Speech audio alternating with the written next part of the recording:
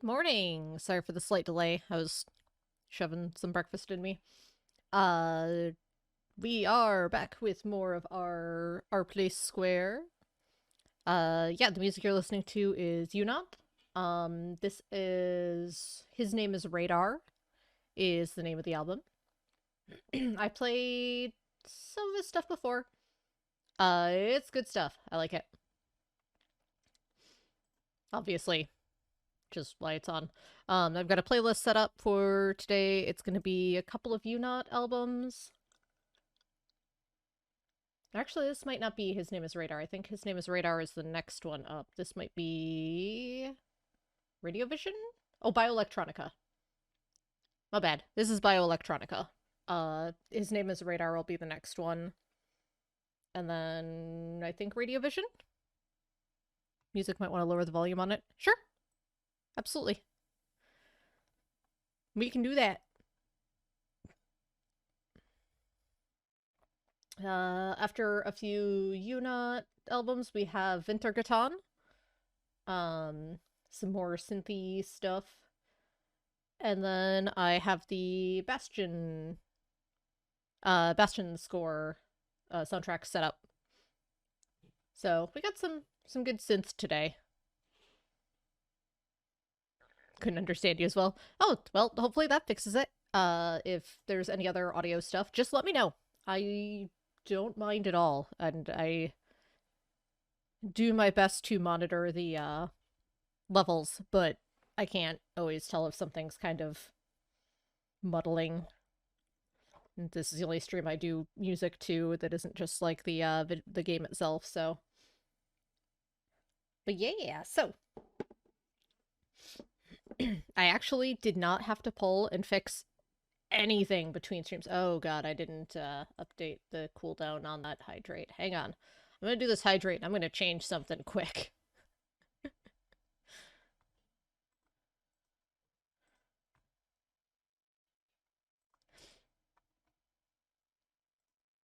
Y'all making me put a cooldown on this.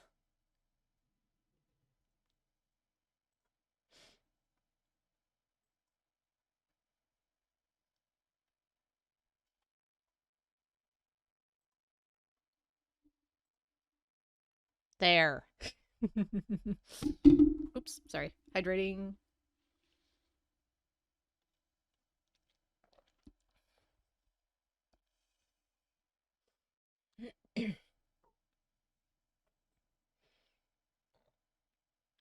Thousands of hydrates go? No, I just updated it.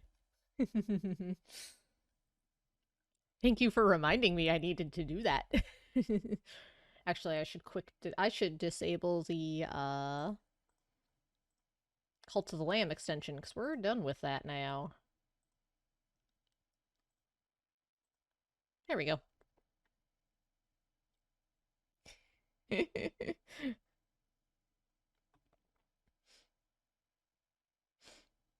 Okay, we got the Cult of the Lamb one disabled. We'll reactivate it if we revisit it. Alright, so I think today we're going to keep chugging along on our big section of black stitches here.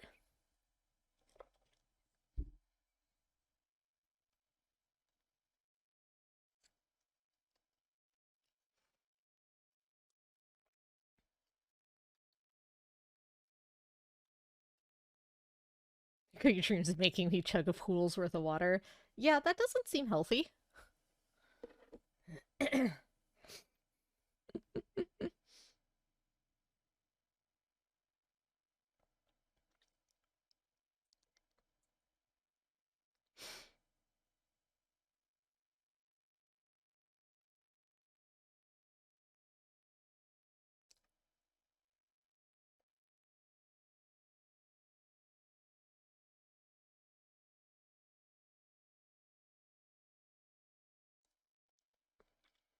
I don't know if it's still up, but on YouTube there was a video of this artist doing a live performance like DJ set, but he had the instead of a soundboard with buttons for his samples and effects and stuff, it was all mapped to a driving wheel, like for a driving video game. It was pretty spectacular to watch. I hope that video still exists because I'm gonna want to go watch that later. I'm gonna zoom in the camera a little bit here.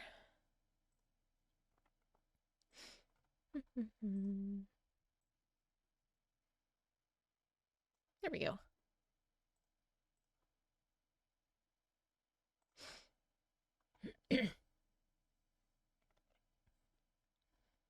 Whoop.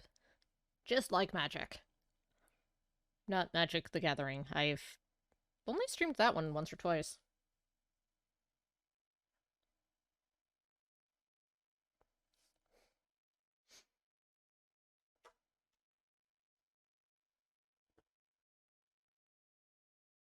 Alright, let's get some actual stitching done here. That's theoretically what we're mostly here for.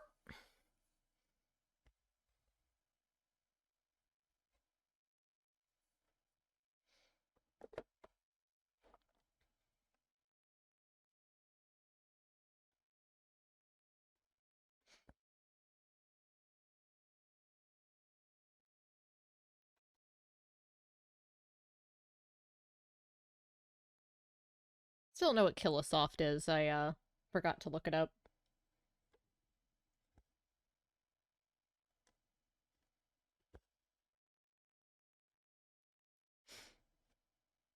Trying a game that is quite cinematic at times, Subi semi-lurking. Oh, fun! What you playing? And is it Metal Gear?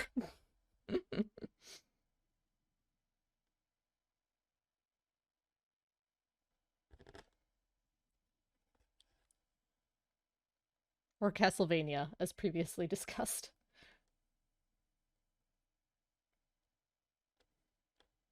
Lost Judgment. I'm not sure I've heard of that one. I'll check into that. Let me know how it is.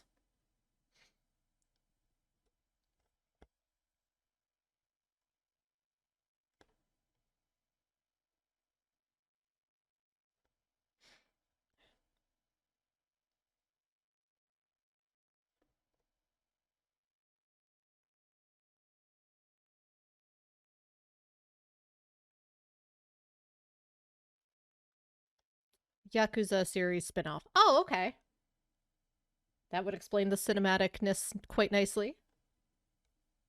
I mean, that seems appropriate considering the section we finished here.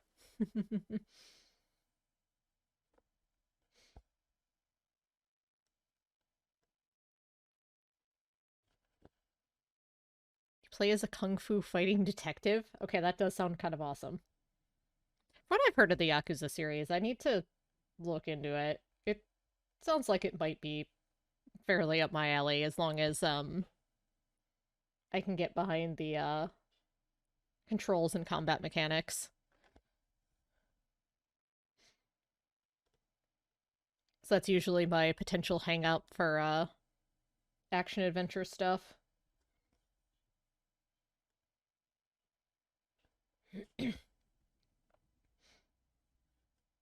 Like I really did try way a while ago, I tried to play Uncharted, the first one. I was enjoying it, and then just hit a brick wall with the gun mechanics. They were so bad. I had it on the easiest setting and was still just dying to boring cover-based shooting. Like, the problem wasn't just that the mechanics weren't very good, it's that it wasn't fun either. So, that's as far as I made it into the Uncharted series.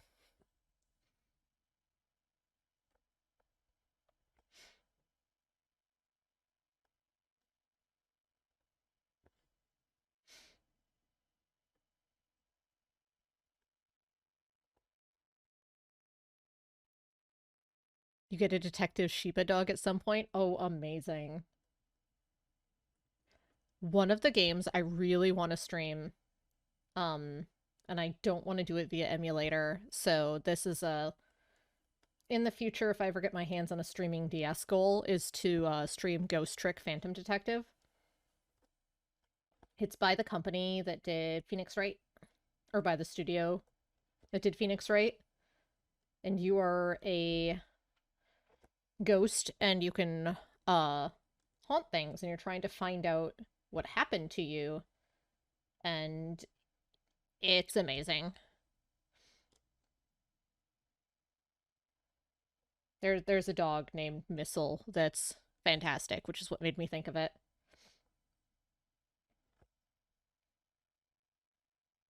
But that's one I want to play on the actual hardware.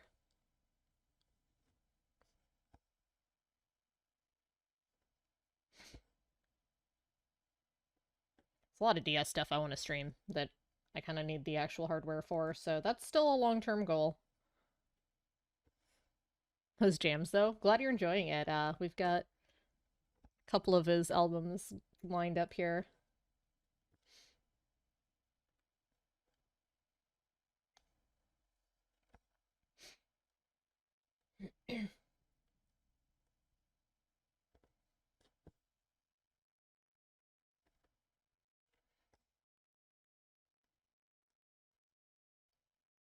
I should really look into him and see if he's done anything recently. The musician we're listening to.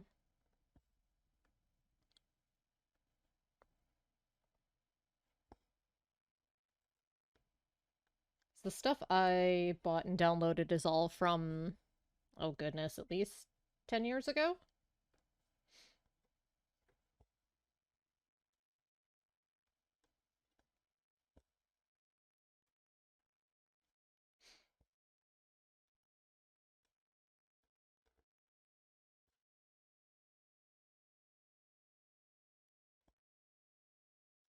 I know he was based somewhere in Europe.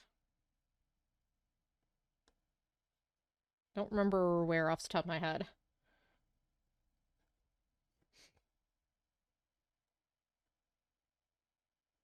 Slovakia, maybe?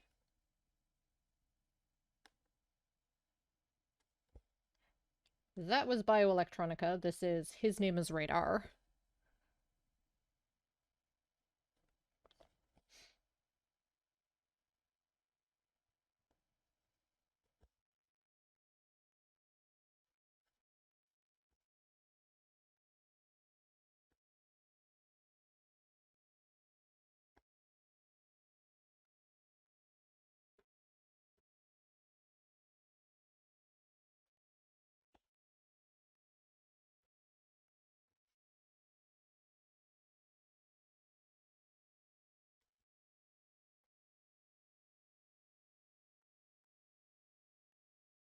Glad y'all have been enjoying the Monday morning cross-stitch jams. I've kind of just been putting on whatever I feel like listening to that morning.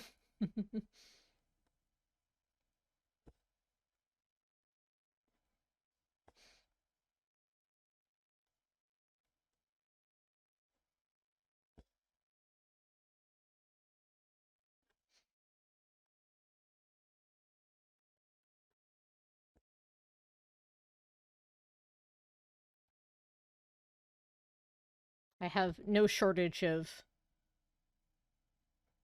music. I should dig out Oysterhead. That's a fun one. I think they only had one album. It's Trey Anastasio of Fish and Stuart Copeland of the Police and Les Claypool of Primus, all together as a band. Yeah, I don't know what Killisoft is. I should pull up the atlas right now and look, because I keep forgetting. I have no idea. That's why the atlas is great. So I can know what I'm stitching. Alright, let's see here.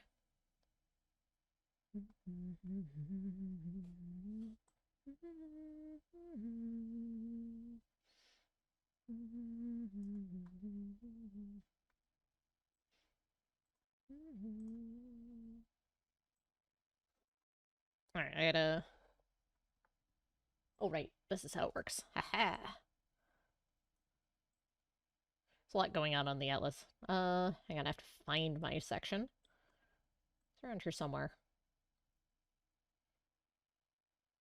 There it is. Okay, zoom in. Oh, right, it's not actually, tagged. Hang on. Killasoft. Hello, Google.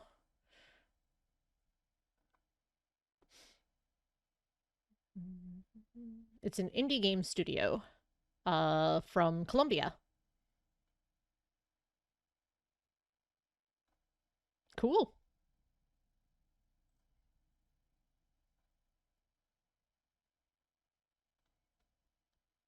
Ooh, that is cool style.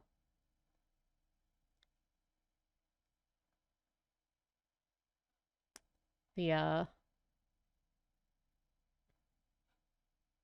so looks like Killa's working on, I can't tell if it's called Killasoft. It looks like it's Killa? Neat.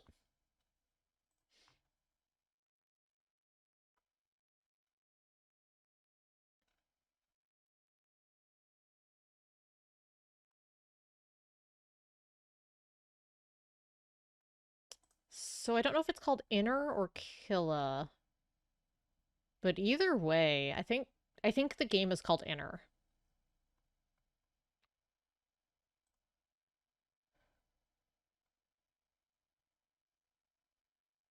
And they are partnering with Netflix for the video game. It's based on a TV show in Colombia. Neat.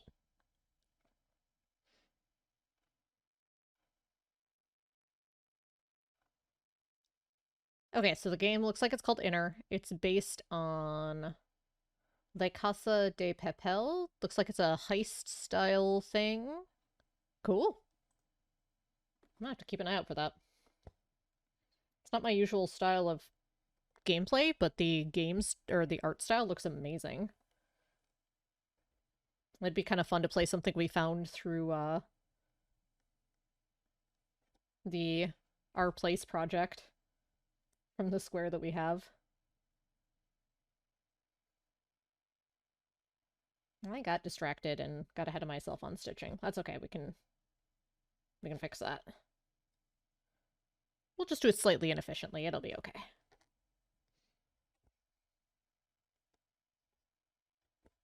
I got distracted by a neat looking game.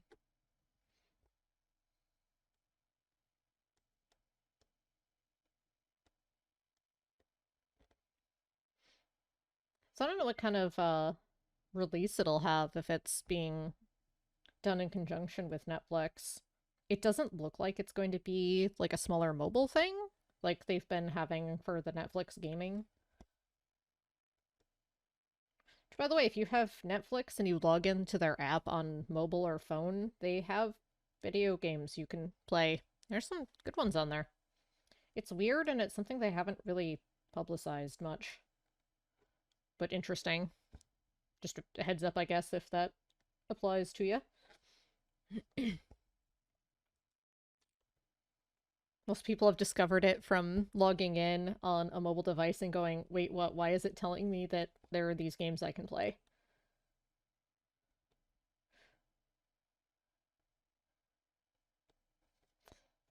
Yeah. Apparently it's been there for a little while. I found out about it recently, just randomly. Like, Into the Breach is on there, I think. I don't remember what else. That was the one that stood out as being, uh, catching my eye. So Yakuza and now Killisoft. Let's keep growing that future streams list. Oh, the future streams list is a never-ending beast of a document that lives in my head. Don't you worry. I have no shortage of things to stream.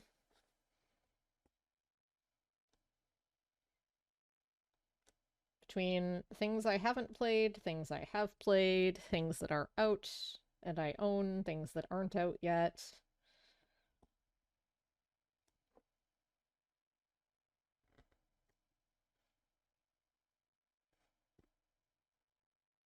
And I'm just gonna lean in for a sec here because it looks weird. I think we're fine. All the things.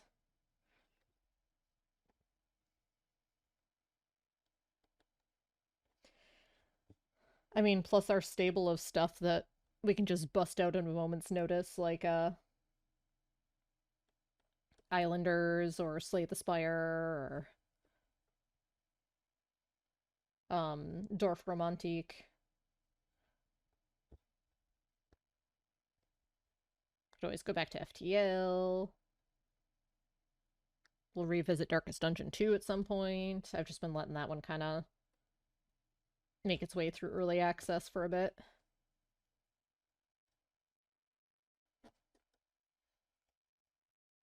Alright, gonna anchor this and grab another piece of thread.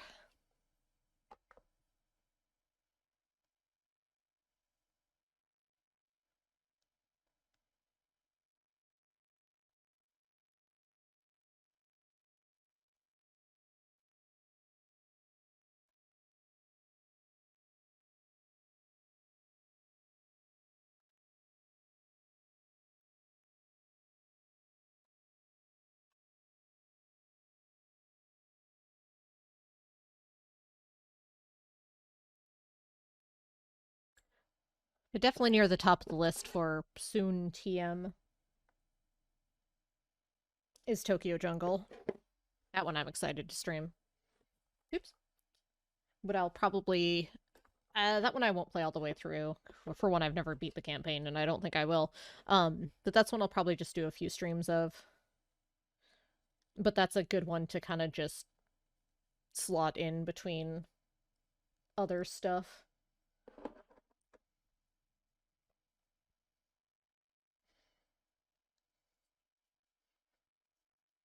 Hydrate.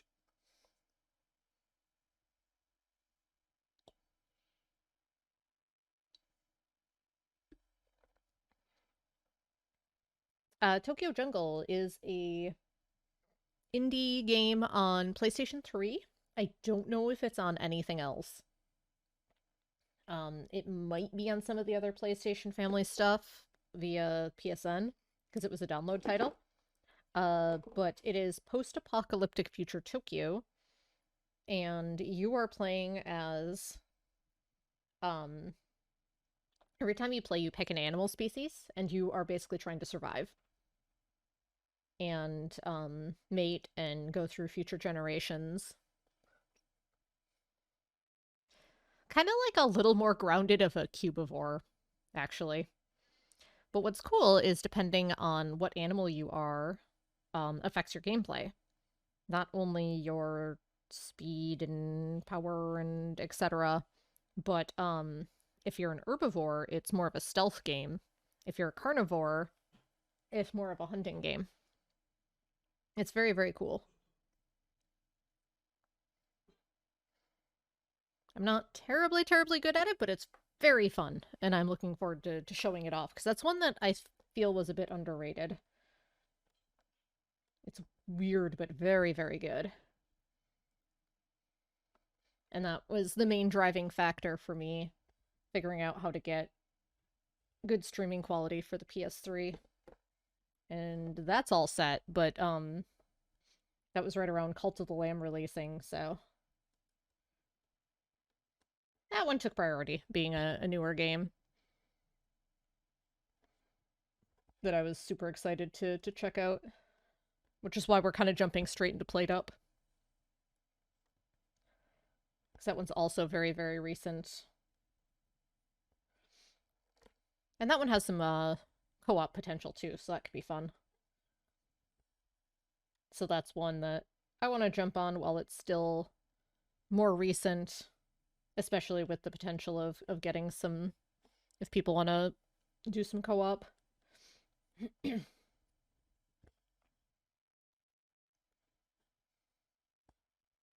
But that's one we'll play until either I'm basically done with it for the moment or something else comes up that I want to dive into instead.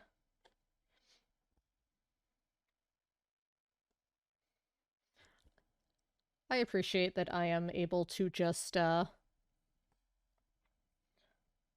of just play whatever hits my fancy without having to worry about losing audience and whatnot.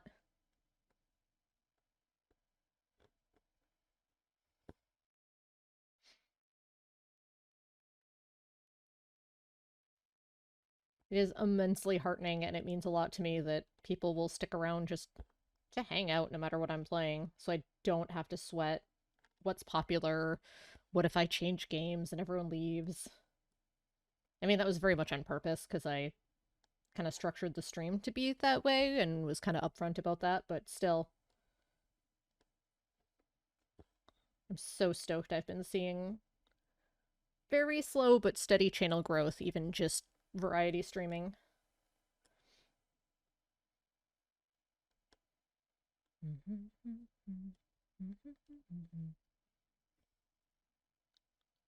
You like hanging with me? I appreciate it. I like hanging with you too.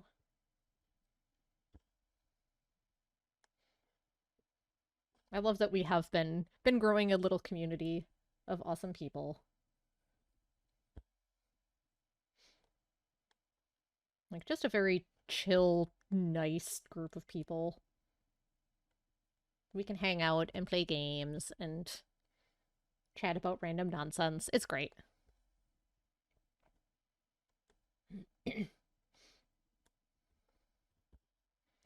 So basically my goals for streaming was show off weird games I enjoy that didn't necessarily get a lot of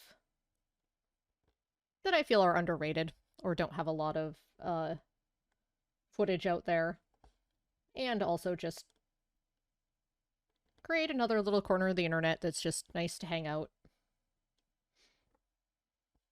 that I can ramble to and make terrible jokes and share bizarre, weird facts. Heaven knows I have no shortage of those. Bad jokes or bizarre facts.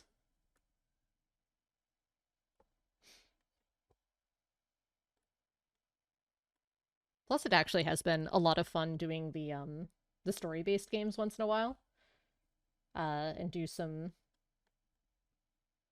narrating and voice acting a little bit. It's a lot weirder if you do that with no one around.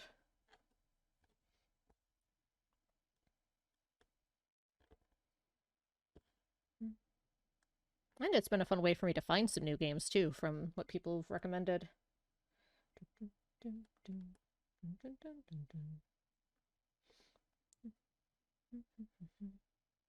Doesn't stop you. Yeah, that doesn't surprise me.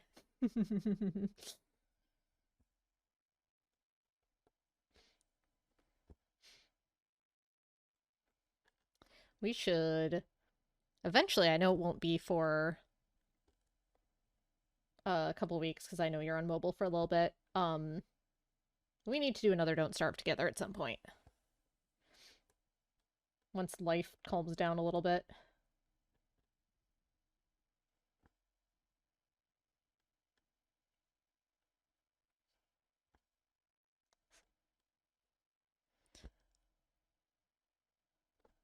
Let me know when you're back on PC in, I want to say, a week or two. We'll see if we can plan something. School year started, so our friends that are teachers we won't be doing quite as much with. So I might have a little bit more energy and free time. Um, but we should try to get at least one before I get into retail holiday nonsense.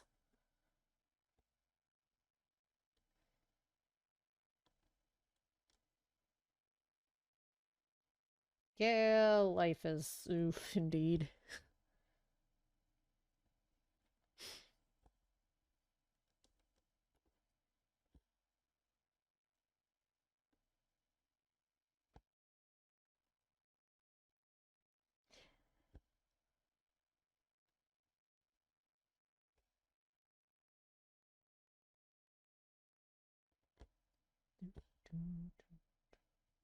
You can always message me.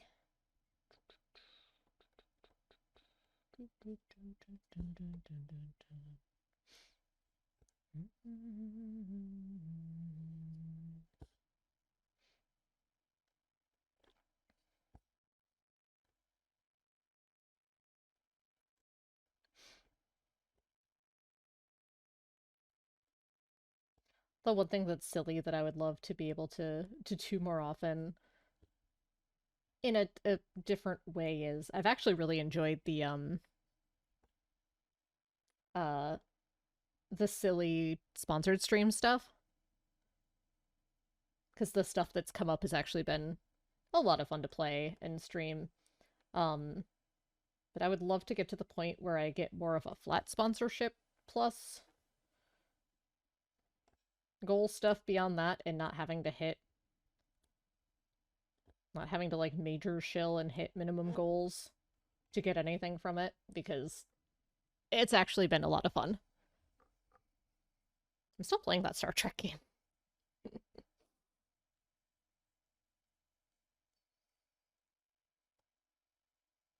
In the evening, I just do stuff and advance, and that one's been pretty good.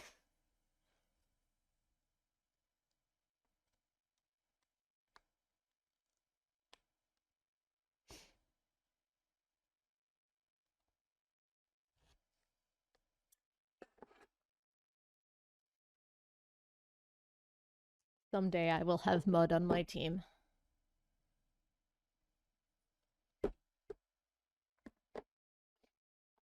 I want the space pimp on one of my ships.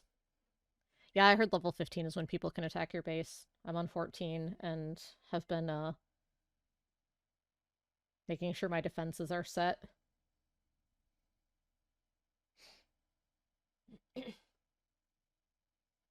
Especially for how infrequently I log on, but once a day.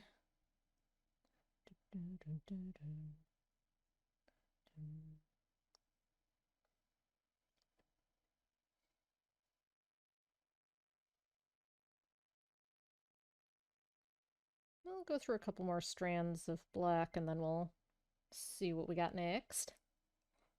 There'll probably be some more white as we start the prism here.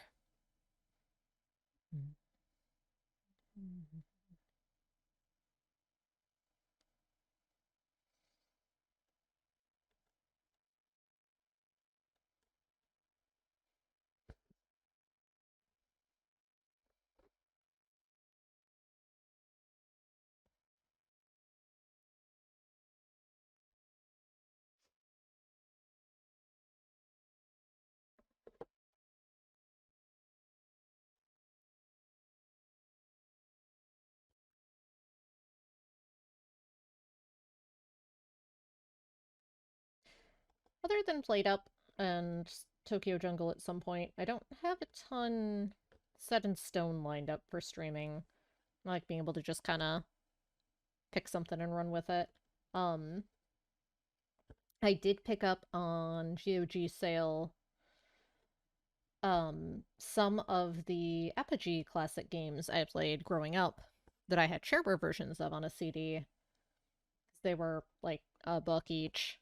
So we might hit up a couple of those for a stream or two, kind of like we did for Star Tropics, which I might go back to as well at some point. But that was fun just to do a stream of.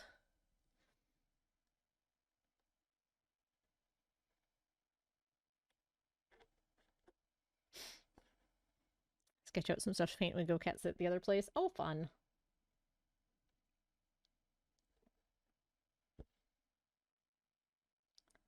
Just have to learn to draw with your feet.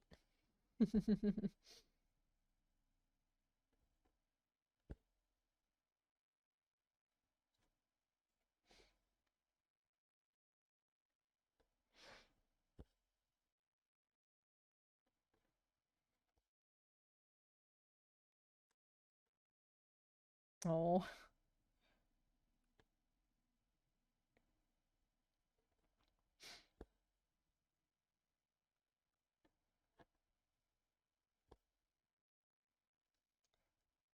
The Apogee stuff I picked up, I probably won't play most of those to completion.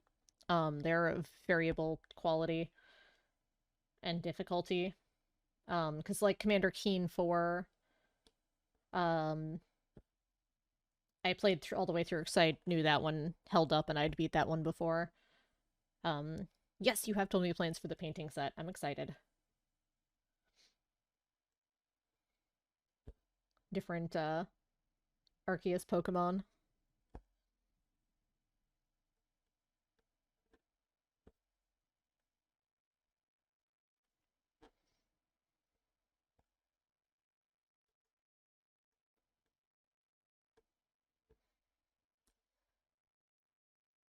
But yeah, I basically picked up all the ones that I remembered playing, regardless of quality, for the, like, less than $3 it cost to get them.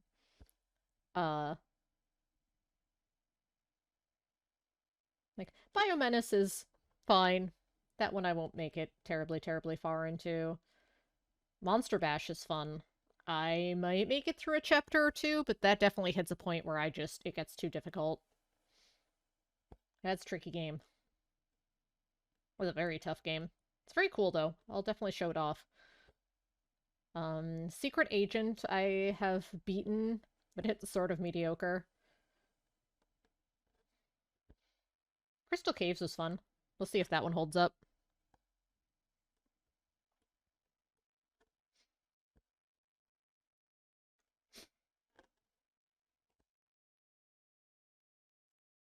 Cosmo's Cosmic Adventure is a fun little platformer. If I can trigger it, and if it's in the full version, there was a bug in the shareware version. Basically, you couldn't save for a lot of the shareware ones, so if you wanted to play the whole game, you had to do it in one sitting, and start over each time. Which, I was a kid. I had that kind of time. Um, I hit a bug at one point in Cosmo where I would just be invincible, and then just be able to play through the rest of the game.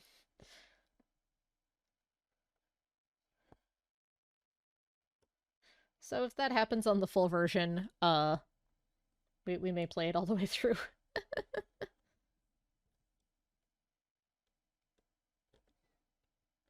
That was a really interesting little platformer. I'm looking forward to revisiting that one.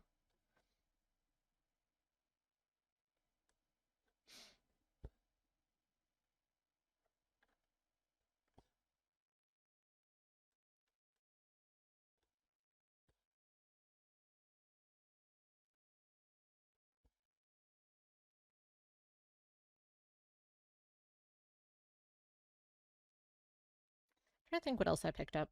I think that was most of it. There was a couple names I recognized as having been on the CD, but I could never get to work, so I have no actual gameplay experience with them or memories for it, so I skipped those.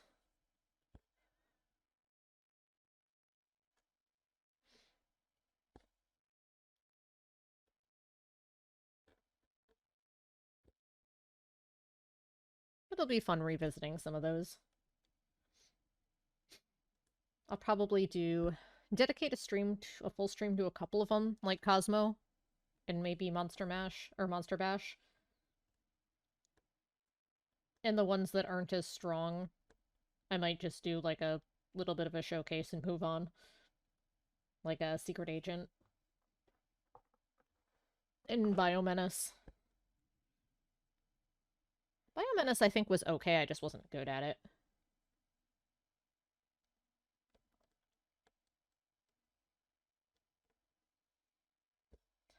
It's a good thing I kept my DOSBox capture scene from doing Commander Keen in Carandia, because yeah, these are all going to be DOSBox games.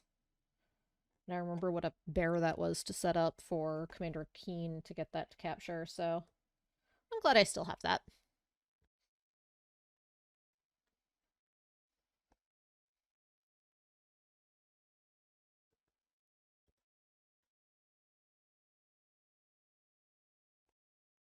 But it being the GOG version and not a Steam version means it should already be fairly well configured, which will be nice. I think that was part of the problem is Commander Keen was the Steam pack. I don't think that's been available on Steam for years.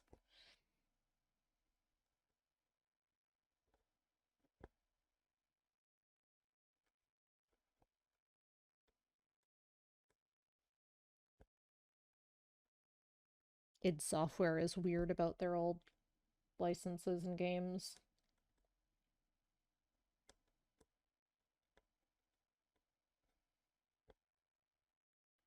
Because they published the Apogee stuff.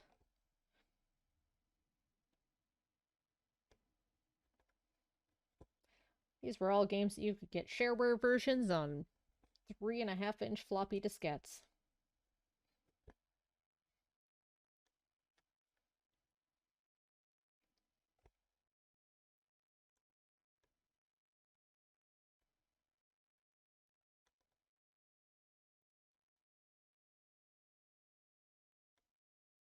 Oh gosh, floppies. Yep.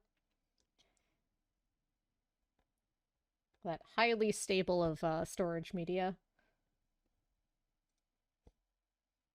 Sarcasm, sarcasm. They weren't as bad as zip disks. Zip disks would corrupt if you looked at them funny.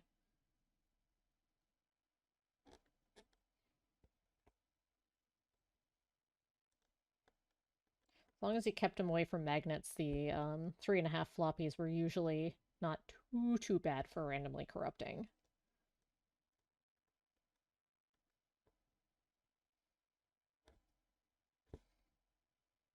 Optical media for backups was a game changer.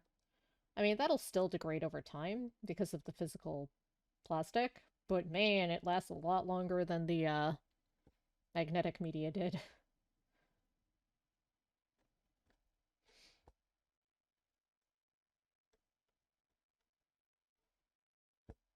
I mean, not that people other than me use optical for much of anything.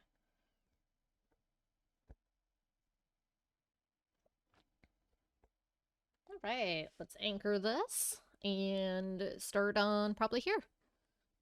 Old enough to have used floppies, but not quite old enough to know about their faults.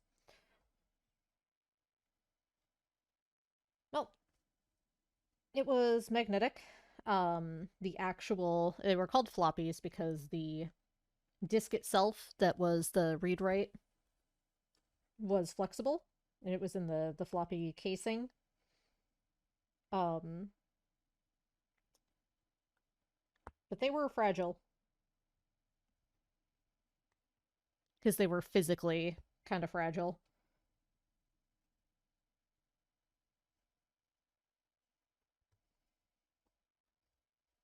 But it was inexpensive and for the time high capacity and very portable because they were small. Basically used them like you would a jump drive now. Well, a few years ago.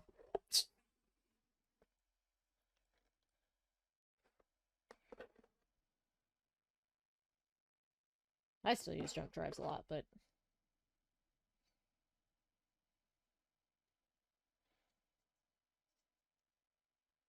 I'm a self-noted technological curmudgeon, so, you know, it's all good.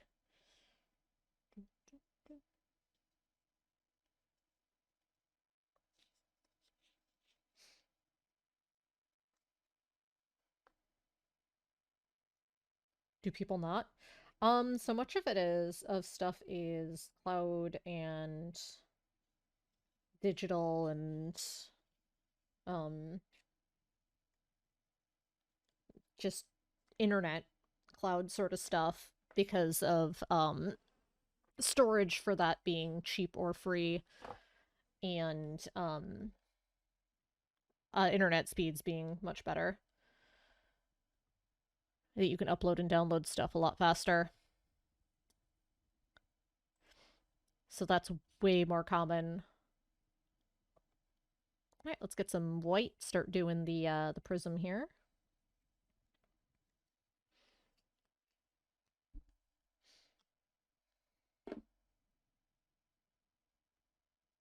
Or even just being able to use a phone as a storage drive too.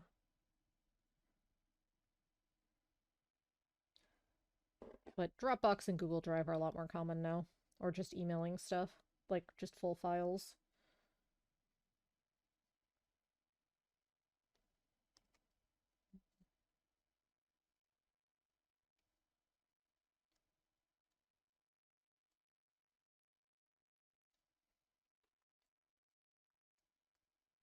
That's better.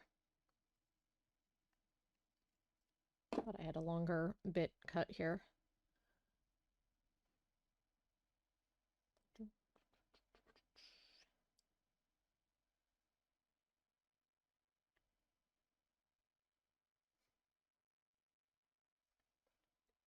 One of these days I really need to, um, go through the technology graveyard that is my box of adapters and stuff and figure out what...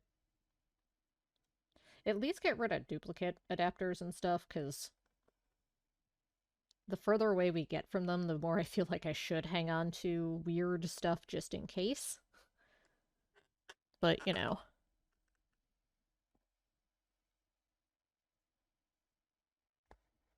Oh, jump drive is permanent storage. Yeah. Most of my jump drives are almost uselessly small because I have a bunch of them from when they were more standard, but they still work, so, you know.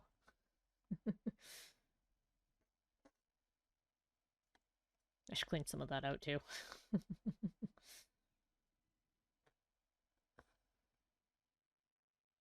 Probably am not going to need a 32 megabyte jump drive for much. 32 megabyte jump drive on USB 1 at that.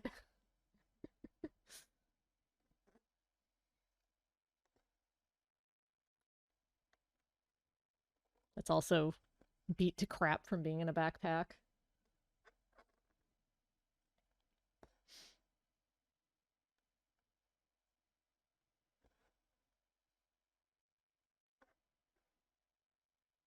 Yeah, I'm gonna see what's on them first. For sure. Reminds me, I gotta dump the pictures off my digital camera memory card before I forget. And the last time I went to botanical gardens and did flower photography with a friend. He actually does stuff with his pictures and sends them to people. I just like to take pictures. So I've got a ton of nice flower pictures that just sit on my computer and nothing gets done with them ever. I don't even bother sharing them on social media most of the time. But they're just taking up digital space, so that's not a big deal.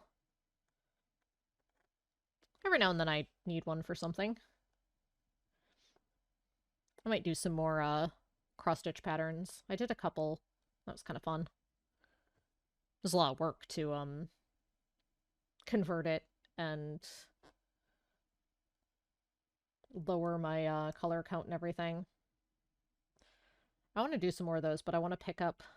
DMC does thread color guides.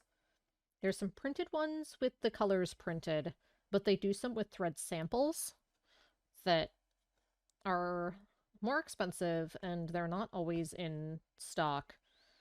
But that would be absolutely perfect for pattern creating because I don't own every color of DMC, nor do I plan on it. But it'd be nice for picking colors for threads for patterns without just guessing based on the digital representation and what the software thinks is going to be the closest.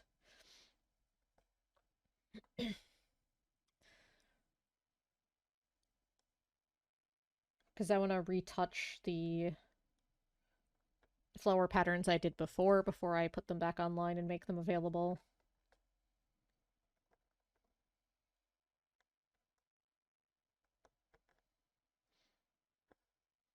I was kind of thinking that might be fun. On Mondays, maybe stitch some of the patterns that I plan on having available to do my like physical samples so people can see what it looks like stitched, but we could do those on Monday mornings.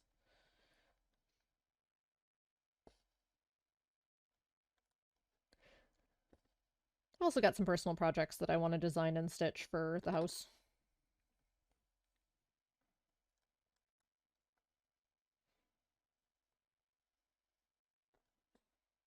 Sounds fun? Excellent. Yeah, I've been enjoying the Monday morning hangout and stitch and listen to music. I mean, this project will get us through for a while yet, because you can see how far we are on it.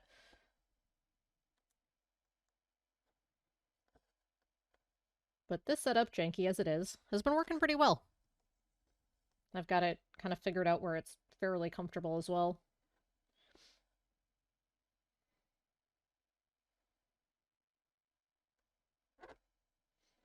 Plus, it gives me a scheduled time to do some stitching every week, which I enjoy.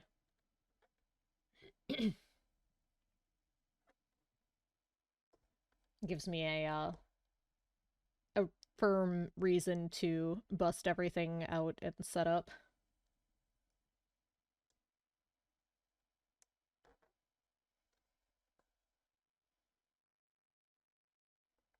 Alright, do some quick counting here, see when I need to stop just going all the way across.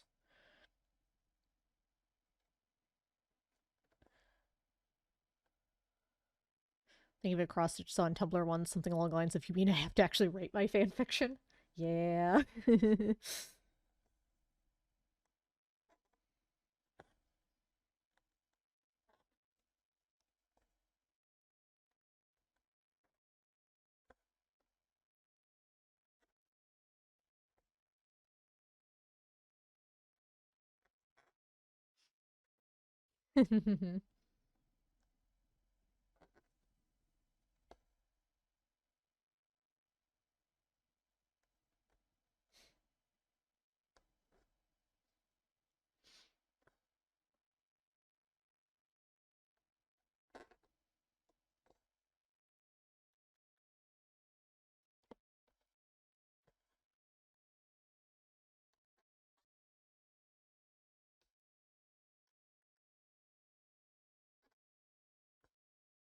Kind of me right now with those patterns that I've been mentioning. It's, you mean I actually have to sit down and do it and not just think about how cool it'll be when it's done?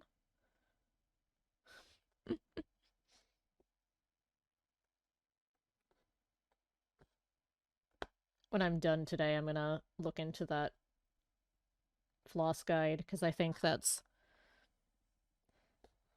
one of those ADHD things where it's like I feel like I need to do things.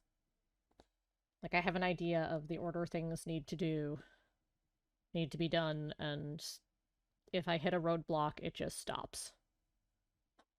Which isn't great. Even when it's a logical one. But that's where I'm at with that. My roadblock is, but I won't be able to make sure the colors are perfect. So I'm gonna look into that after I get done here. See if I can get that rolling.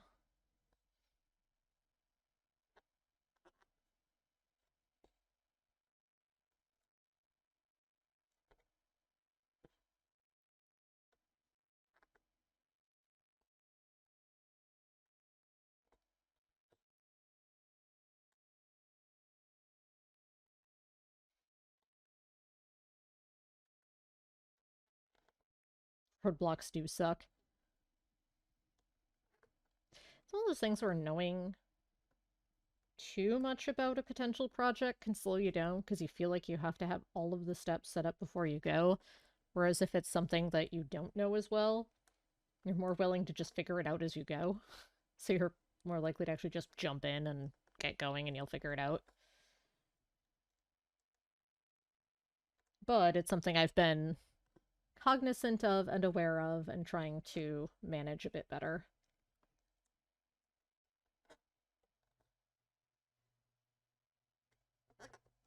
To realize that's what's happening and assess whether or not I need to just push through and start the thing despite it not being perfectly set to go and in ideal order, or if it's there's actually a really good reason why I should do it in order and I should prioritize the thing that's stopping me and just do that.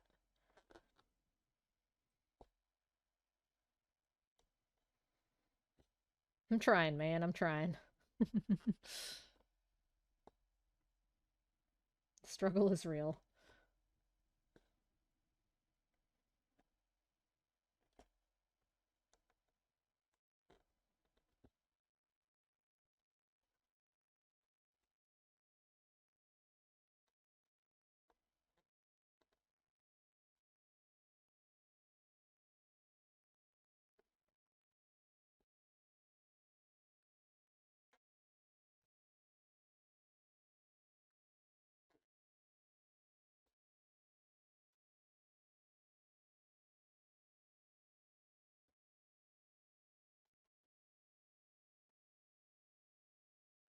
Alright, we're gonna finish this row of white and then anchor this thread. And see the prism for the dark side of the moon prism here starting to form. Now I did pick this square partly because of the dark side prism, but I will freely admit that the composition of the dark side prism is a weirdly kind of stretched and squished sort of thing, and it's gonna bother me to stitch it and not fix it, but that's okay. We're documenting. It's okay, we're archiving.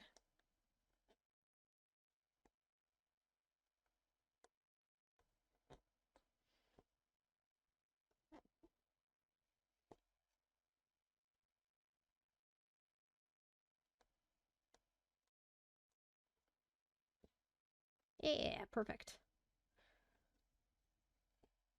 Alright, let's anchor this.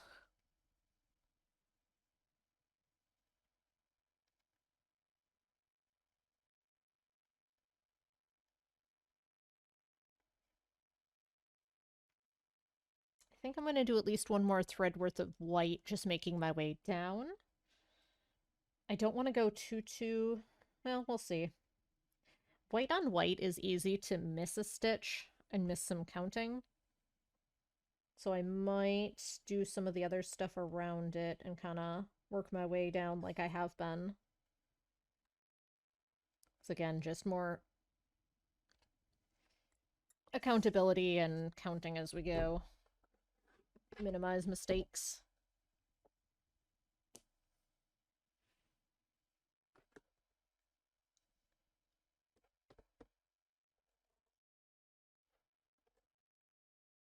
I think we can do one more thread worth pretty safely, though, because it'll only get me probably down to about the bottom of the square here.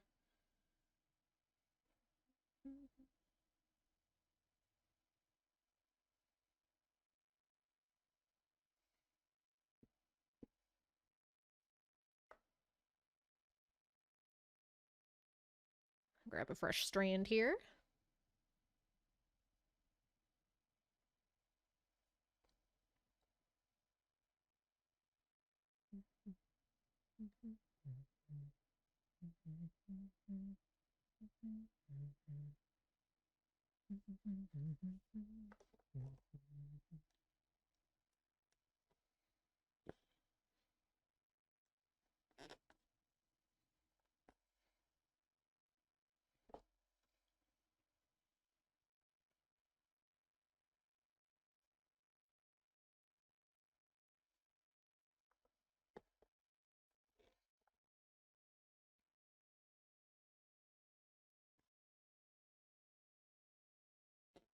We're already making some good progress today. And it helps that we're doing some big chunks of color.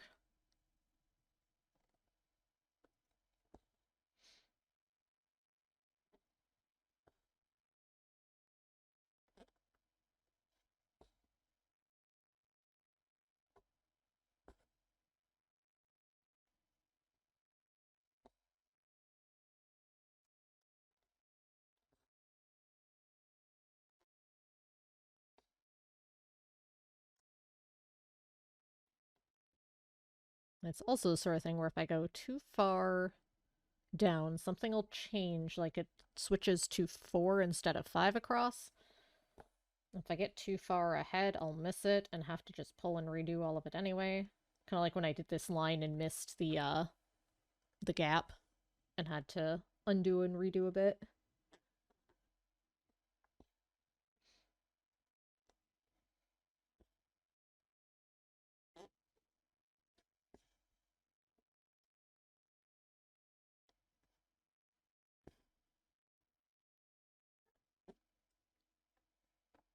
But all the way down to the bottom of the square, it does stay 5 for sure.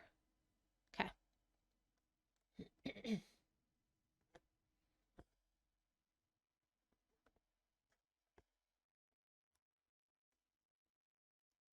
And I'll be double checking that as I go.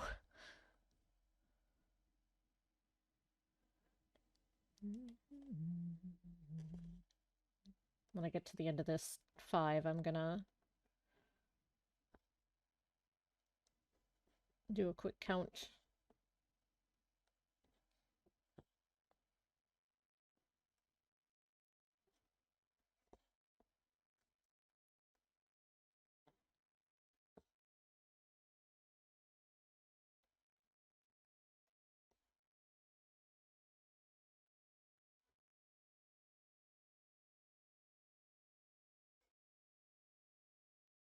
Like I said, the white on white is just killer to count because it's so hard to see.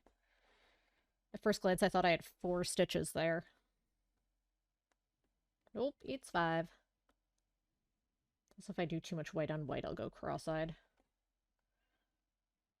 That wouldn't be great.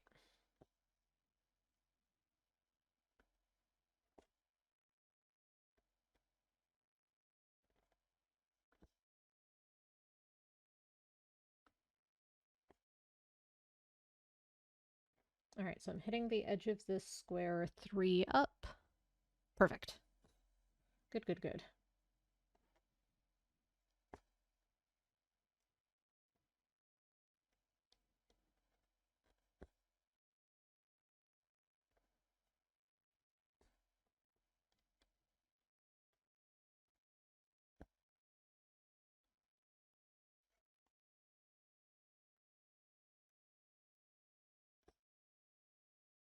I'm hoping this piece of thread makes it to the bottom of this square, but we'll see. It might not.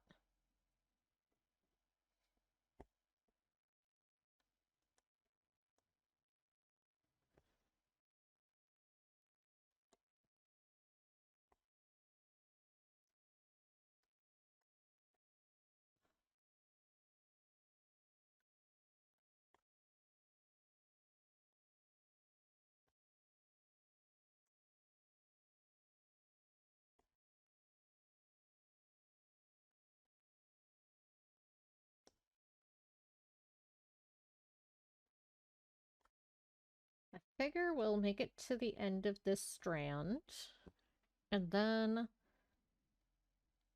I can either start filling in the inside of the prism or start doing rainbow stripes. I think I want to start doing rainbow stripes.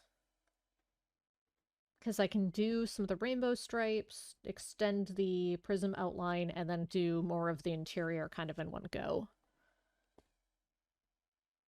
I think that's how I want to tackle this.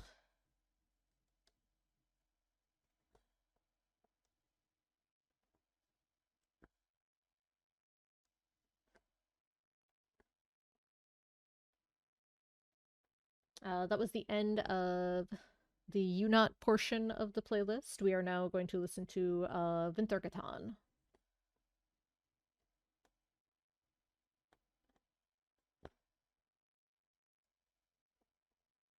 Most people, if they know this artist, would know him from where I discovered him actually, the Marble Machine. He has a appreciation and an interest in self-playing musical instruments, and constructed the Marble Machine to play a song, and that went viral. But turns out he's also a very talented musician, and he did a really cool YouTube series where he went to a museum in Utrecht of self-playing instruments and went through and highlighted a bunch of different ones and got like a private tour where they guided him through the different ones and how they worked and everything. It's a very, very cool series.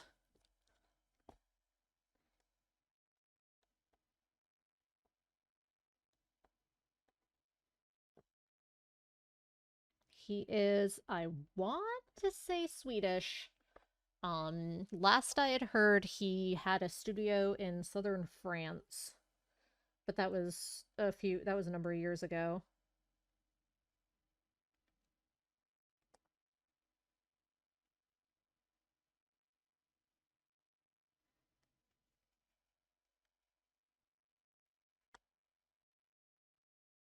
He's got some tracks he went into an interest of music box programming,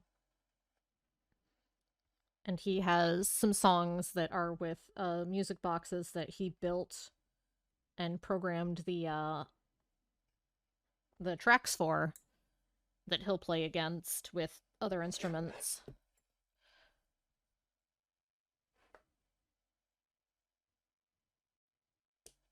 He also plays an instrument he made called a modulin. It's basically a kind of a theremin crossed with a violin. It has a very, very cool sound and a lot of very neat settings.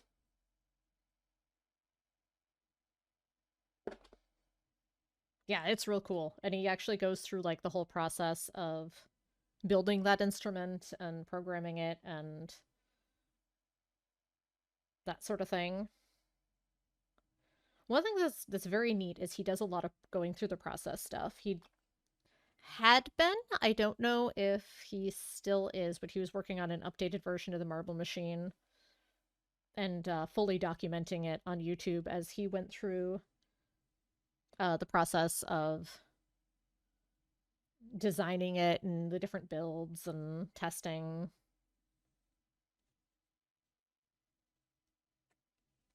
I appreciate how open he is about the design processes. It's very, very cool. He's a very talented musician and engineer. Okay, so let's start on our rainbow. So I need to see what color that is. DMC 150, our bright red. This one.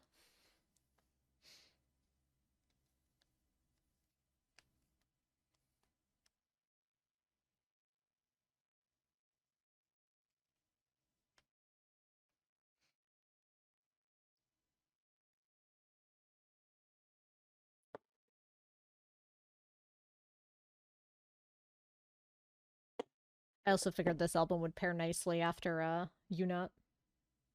Kind of just neat synthy instrumental experimentation stuff.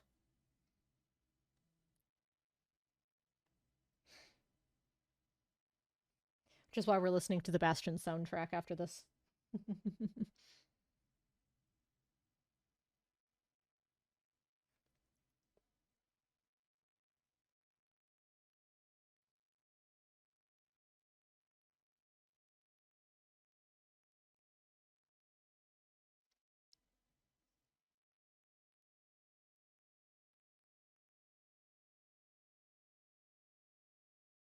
Oh, come on.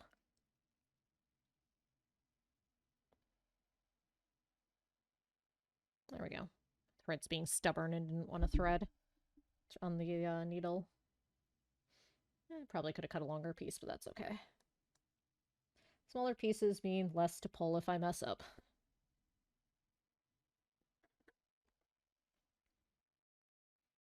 Do my loop start.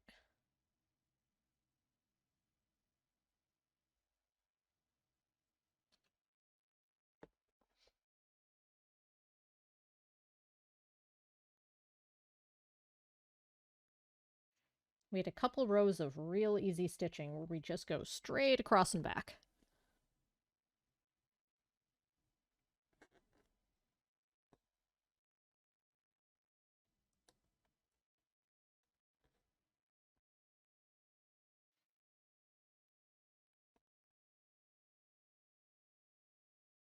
Just looking at the pattern and double checking my placement on my first stitch is correct. Well, it's real easy to fix if I messed up something. Yep, we good. Good, good, good.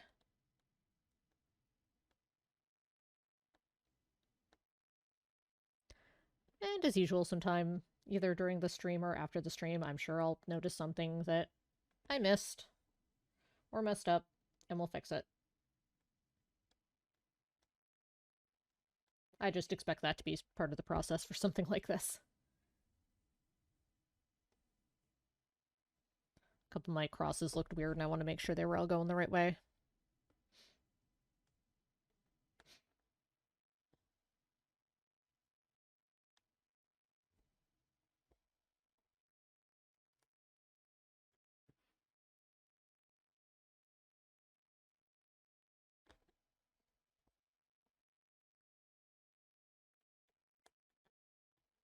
As I've said before, what'll be kind of nice if I get sick of working on the big rainbow chunks, um, I can jump to the next page over here and just start over here where it's more stuff like this.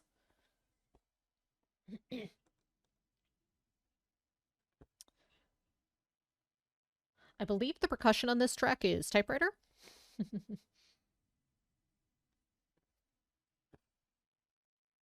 Some of it anyway, the clicky percussion.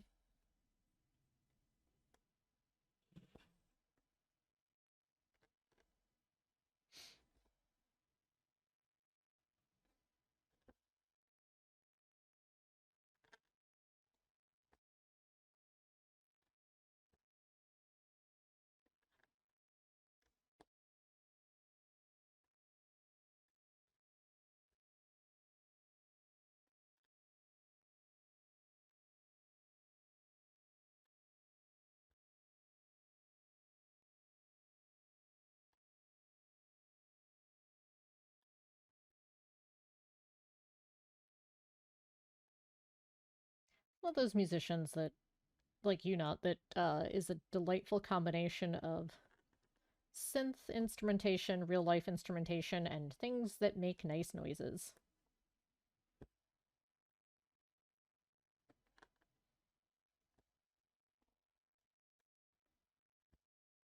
I'm a sucker for that kind of stuff.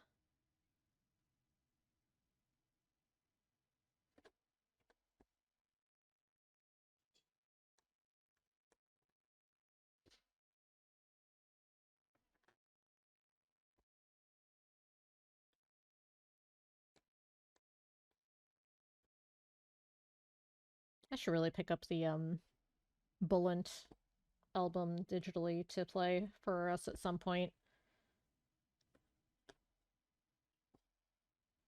Skipping a track I particularly don't like, which unfortunately was the first single they put out, so I kind of avoided it for a while and then realized that it was just that one track I didn't care for. But I don't care for it enough that I will skip it.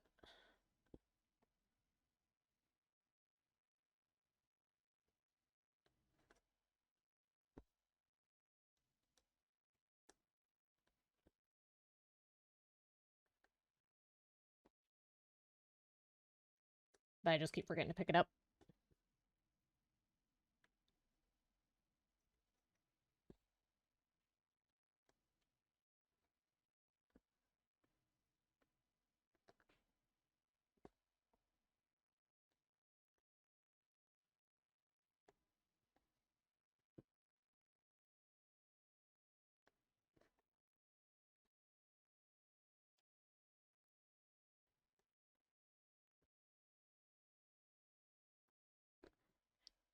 And now we take this red line all the way across our page. We'll see how far our thread gets us.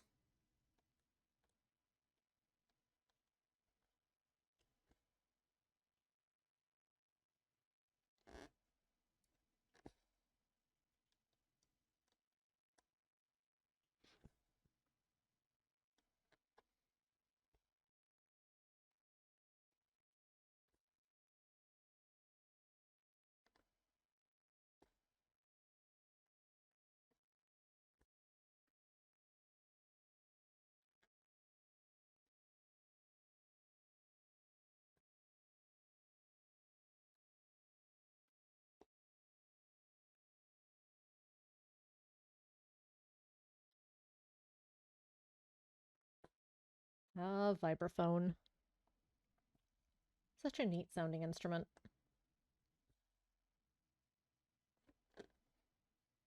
Not a ton of instruments that have a fan as part of the built-in mechanics of it.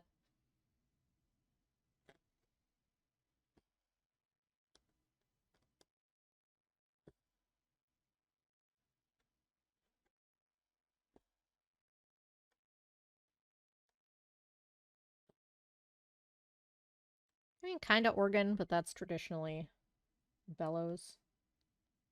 Similar sort of thing, except that's forcing air through pipes as opposed to air affecting and dampening the sound like a vibraphone.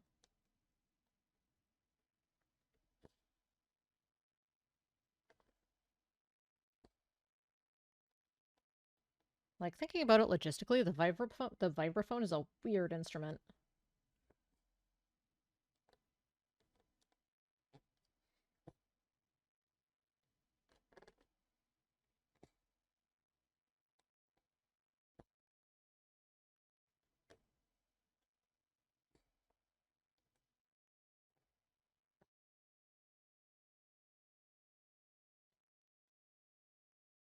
She might not be a fan, it might just be dampers. It's been a while since I've seen one in person. Still a weird instrument, a very unique sound.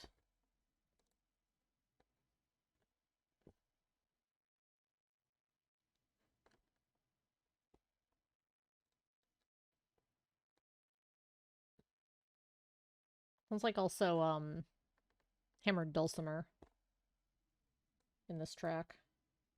Vibraphone, xylophone, accordion or concertina, dulcimer, whistling.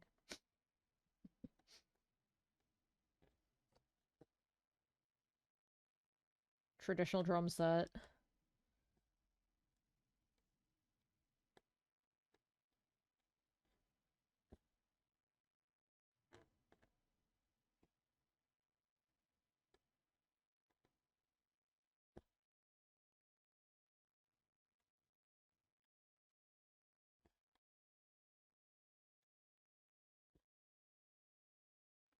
Alright, I'm gonna go ahead and anchor this.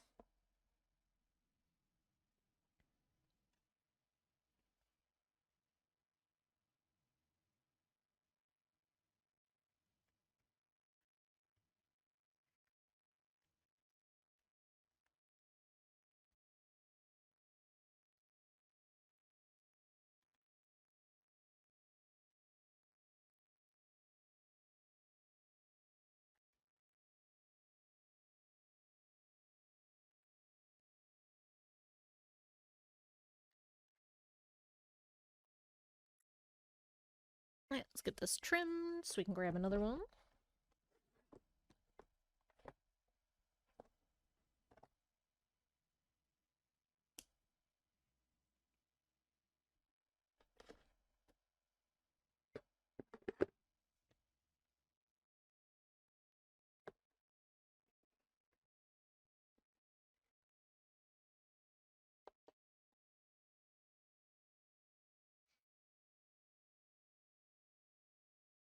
See the start of our rainbow here.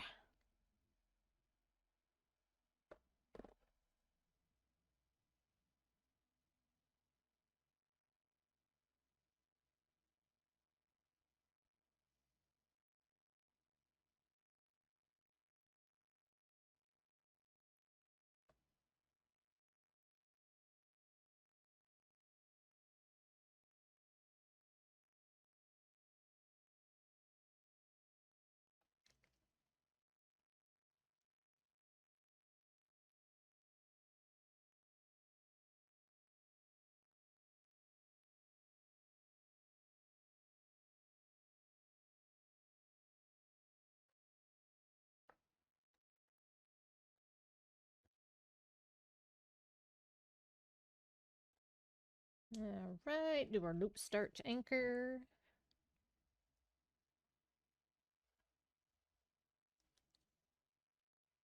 Let's see the back of my pieces.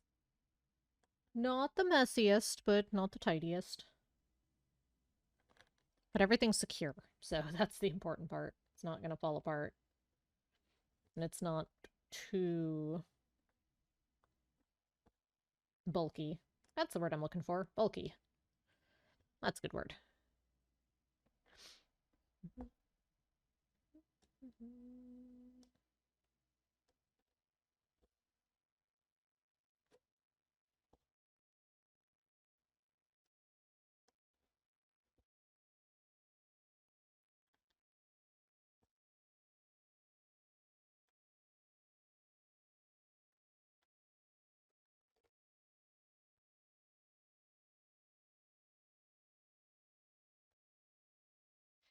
So it's neat if you look at the whole place thing.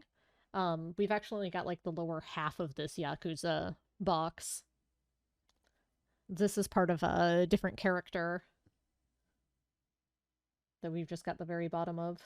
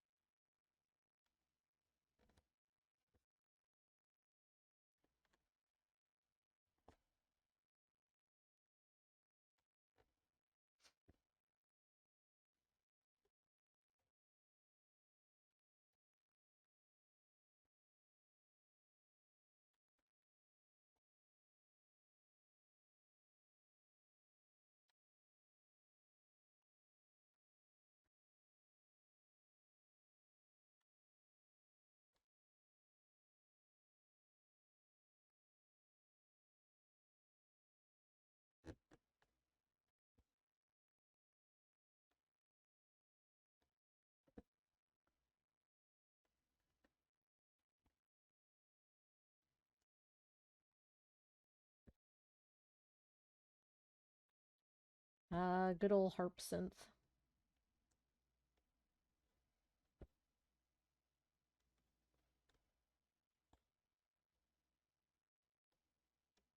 Very obviously synth harp, just makes me think of classic Final Fantasy.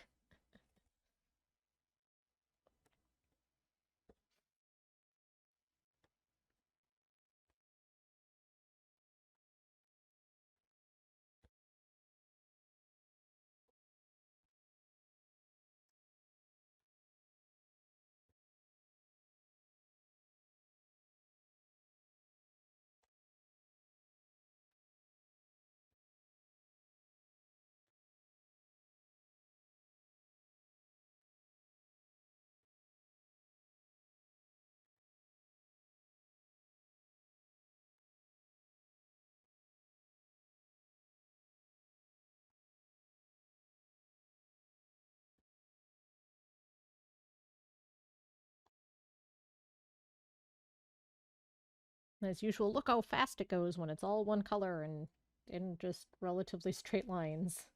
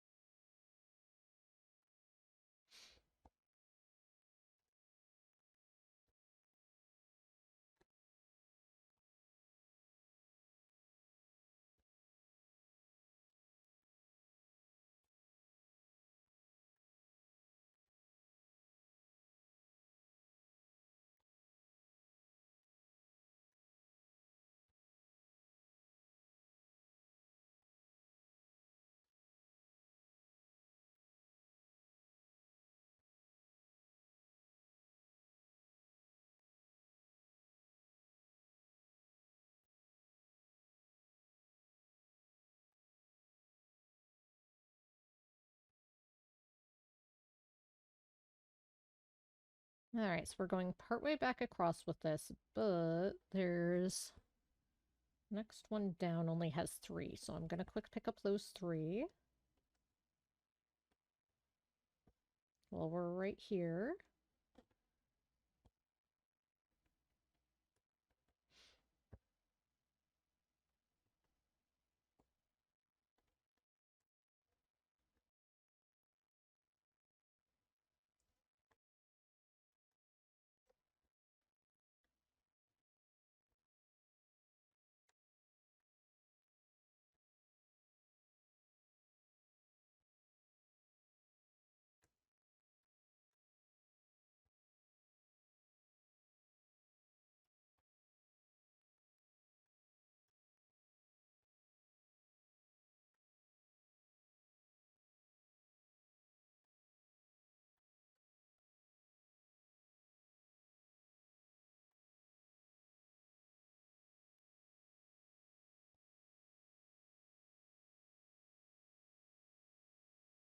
Yeah, I'm not gonna make it to the end of the line with this piece of thread. I can get a few more stitches out of it, though.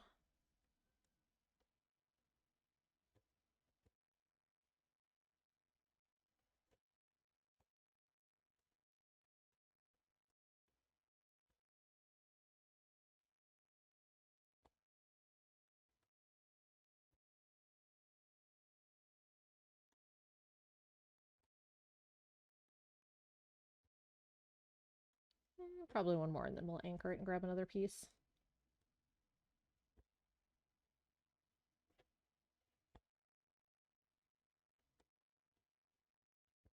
This is one of the music box tracks where he actually like hand punched the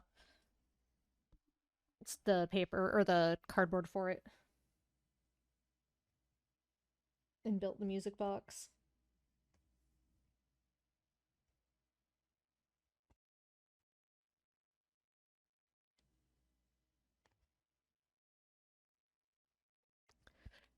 There's a few live performances of the band where it actually is like setting up the music box and then playing against it, which is cool.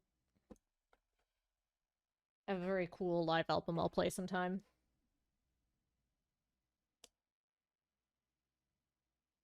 But there's a lot of repeats of tracks that are on this album, so I figured I'd space it out a bit. At least a week.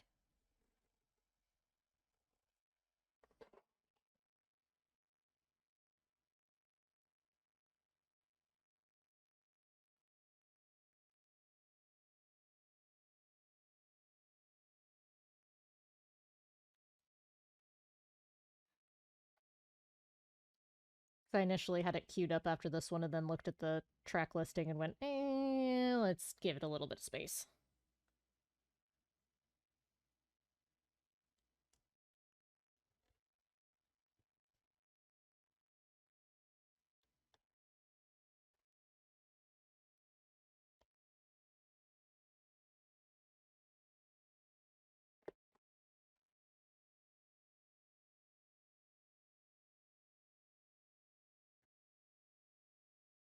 Alright, let's see. How far are we going with this? All of this square. Okay.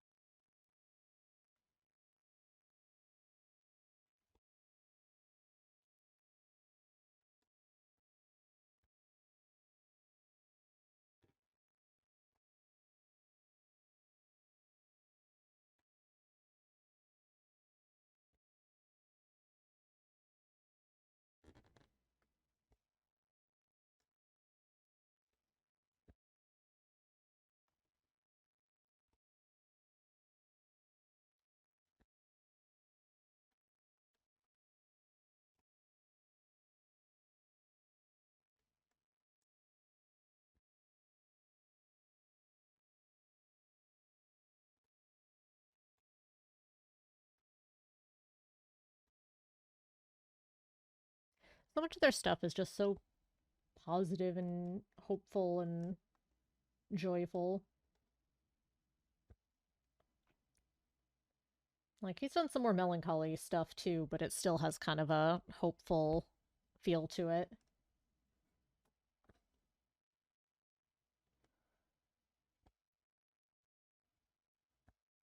Sometimes you just need that. Different music for different moods.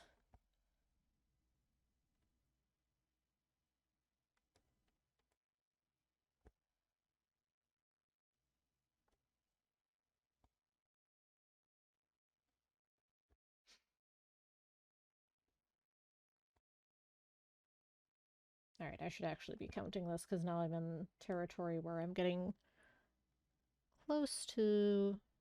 Okay, so I need to stop 7. So I've got a little ways yet.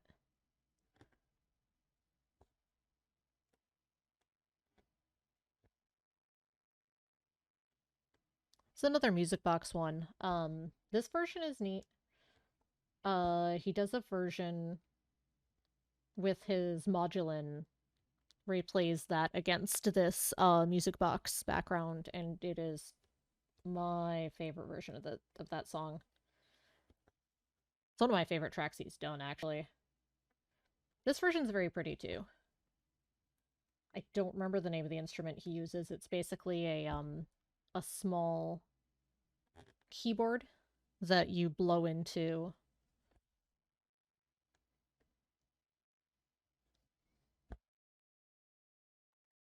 If I saw the name, I would recognize it, but I don't remember what it's called off the top of my head. Part of me wants to say Mellotron, but that's not correct.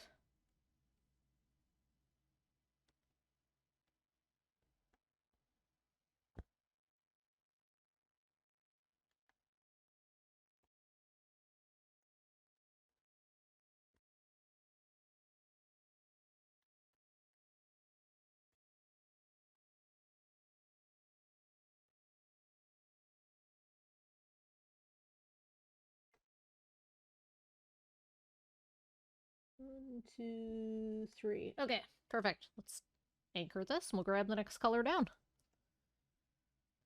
Make some progress on a rainbow.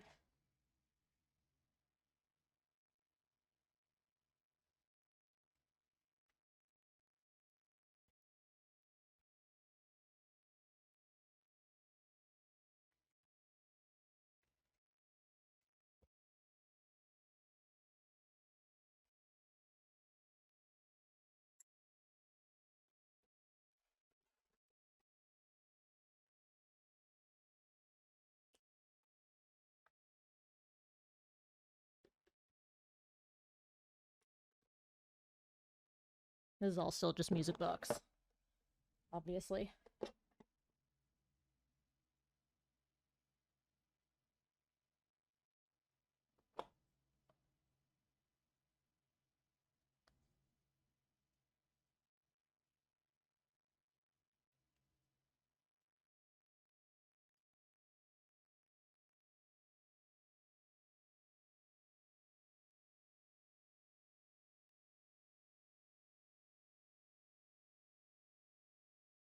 Oh, must be yet a different version of that song that isn't just music box.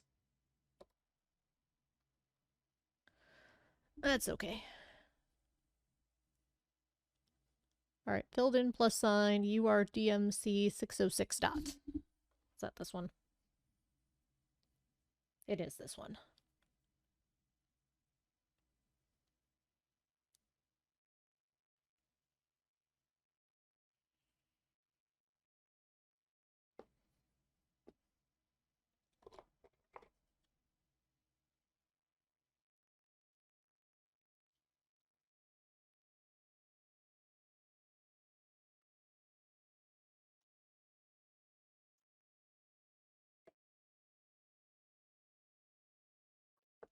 Dulcimer is such a unique tone.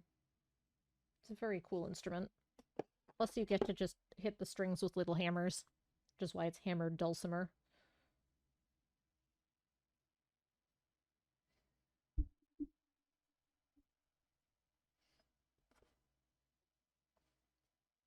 Because there are other dulcimers with a similar sort of string and sound, but they're played different ways. One of those instruments you see a lot at like craft fairs and Ren fairs and stuff because it's a neat little instrument set up.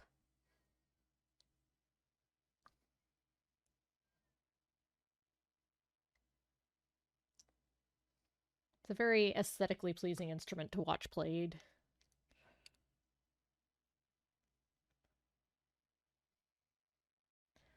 Okay, so we start one in on this orange.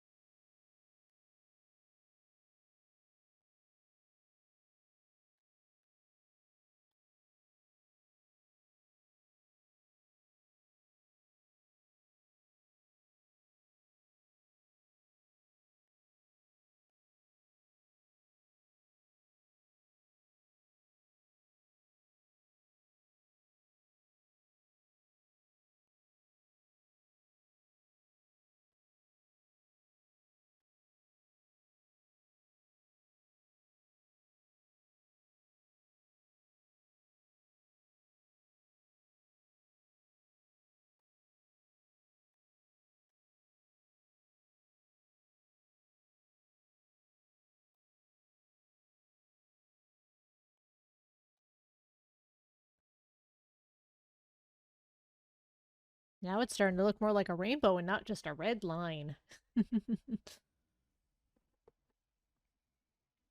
Very exciting stuff.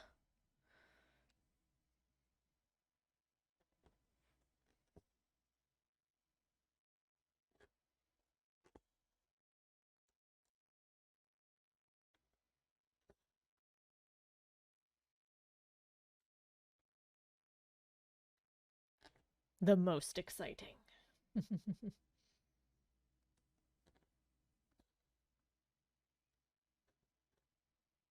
Non-stop thrills and excitement only at my channel. Pay for the whole seat, but you only need the edge.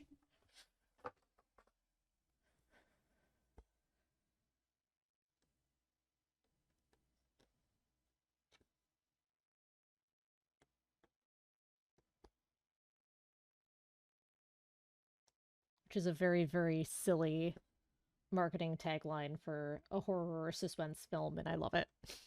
It's dumb. But it's dumb in such a wonderful way.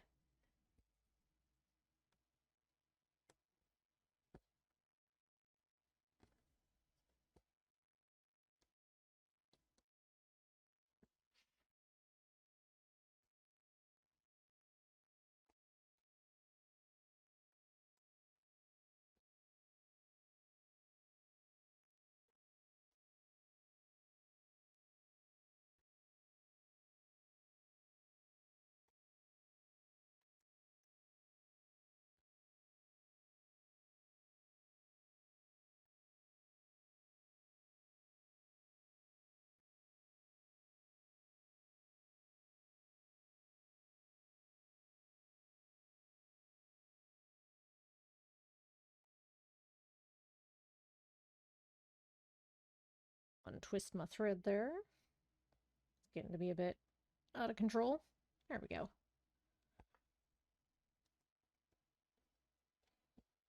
So I can have a hope and a prayer at some nice looking stitches.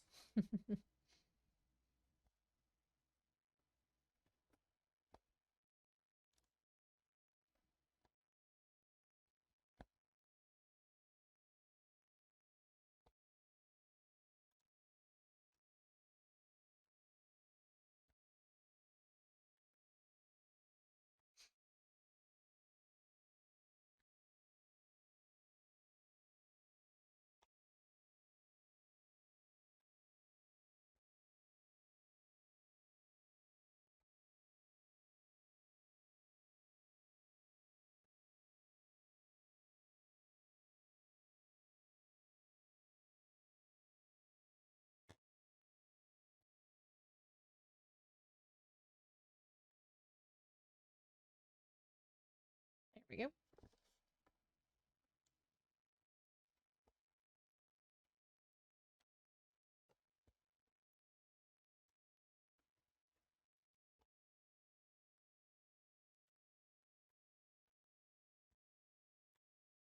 No, I got a knot.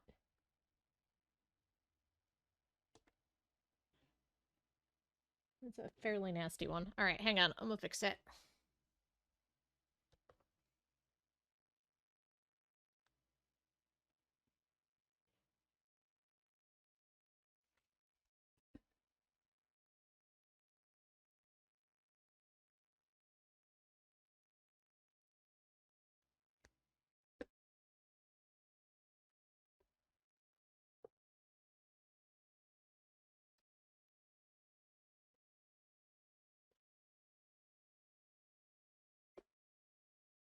It's one that I might ignore and just leave on the back if it wasn't going to lay in the middle of my stitch on the front.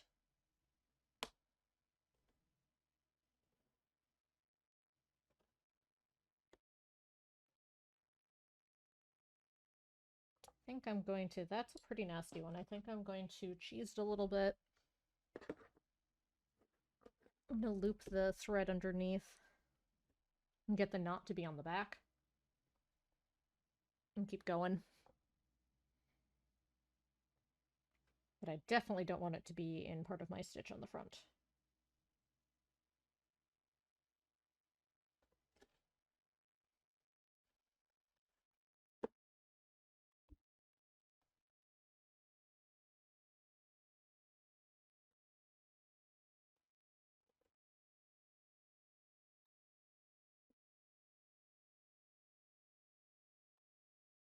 Cheeky little extra stitch to make sure that stays on the back.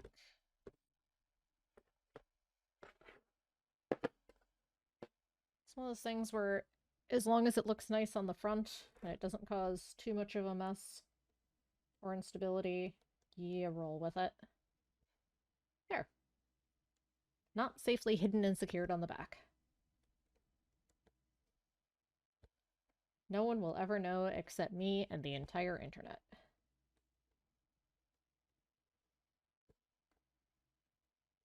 So, you know, that's good.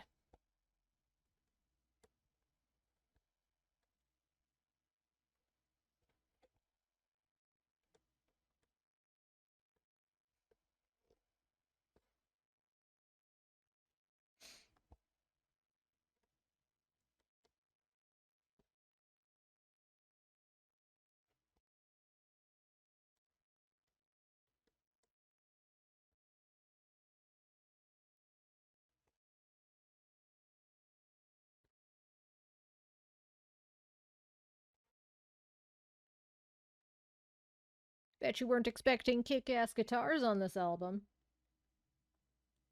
Surprise, it's got kick-ass guitar.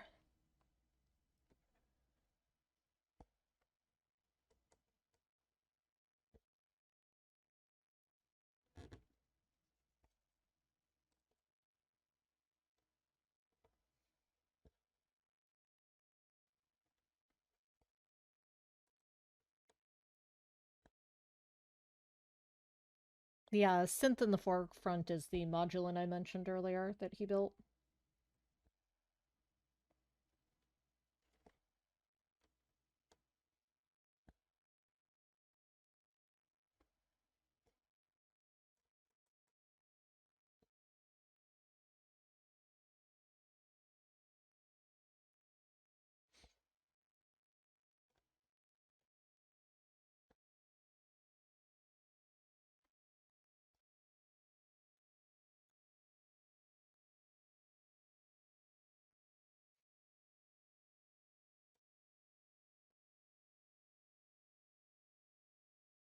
Maybe someday we'll build one. That'd be fun. He's got all the specs and parts list out there. No idea what the parts cost is. Or if I would be able to play it with anything resembling any sort of grace or dexterity or musicality, but it looks fun to build.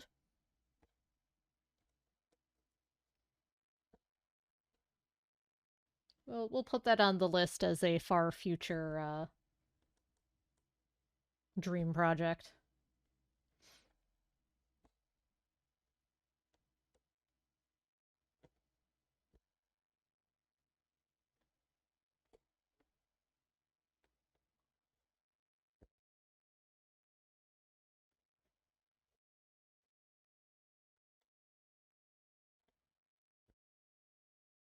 You build it, we can learn how to play it together.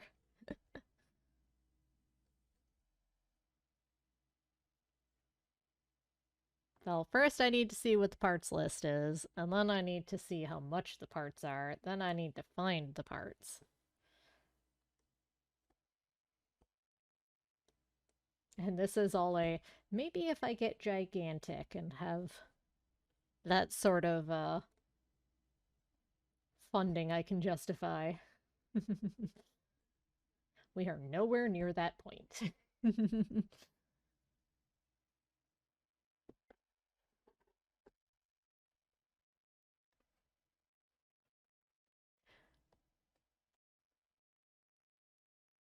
Still waiting for the point where I can justify a streaming DS, and that's something I have concrete plans for.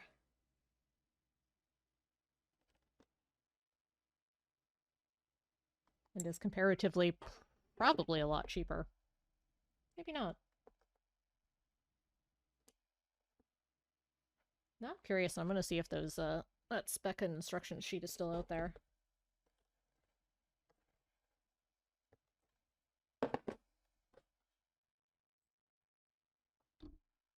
This track has a very long fade out. So I'm just gonna skip ahead. We are on to Bastion. which is an amazing game with an awesome narrator and a killer soundtrack. So we're going to listen to the Bastion soundtrack. Because I own it and it's good.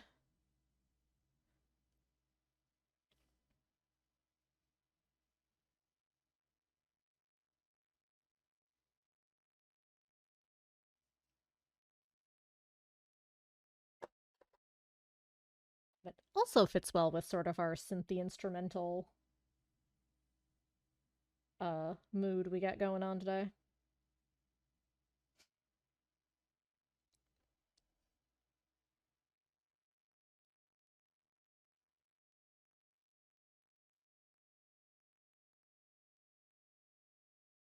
Only building playlists by album, but I still like to try to make it a little cohesive.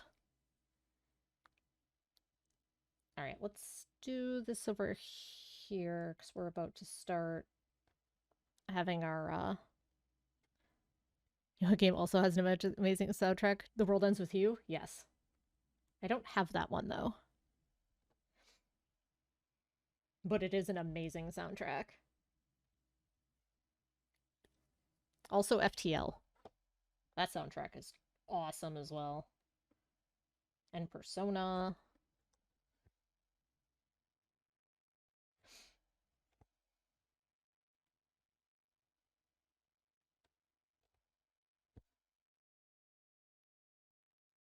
What I'm trying to say is there's a lot of real good video game music out there and some fantastic composers making it.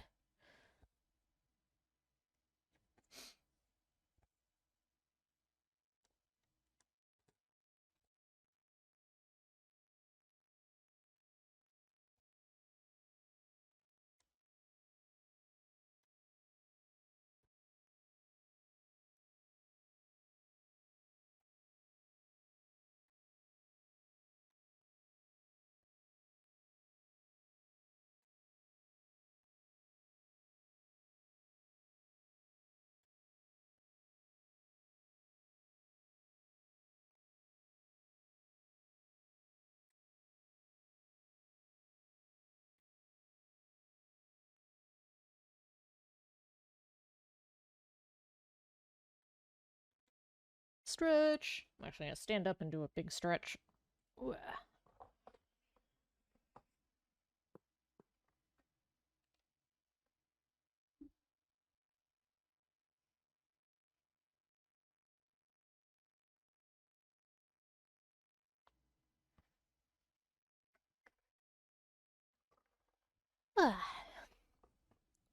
That felt good. Needed that. I was actually just thinking that I should get up and stretch. I'm entertained when we're on the same wavelength. Important to stretch when doing things like this? Yep, I've been stretching out my hand and arm that's doing the most motion periodically.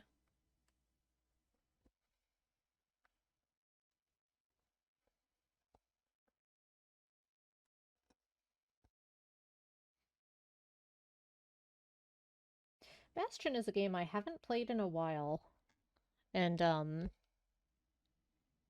would not mind replaying. Maybe we'll stream that one sometime too. It's been long enough that I don't remember most of it. And Transistor I picked up and have been meaning to play for an amount of years.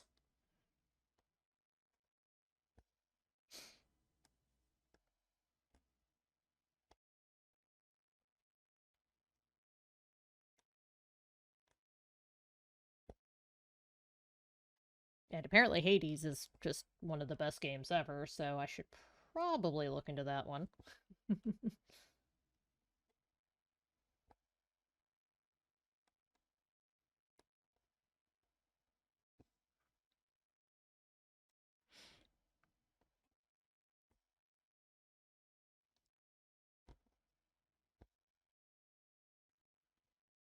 Yep. That's so far down the list right now.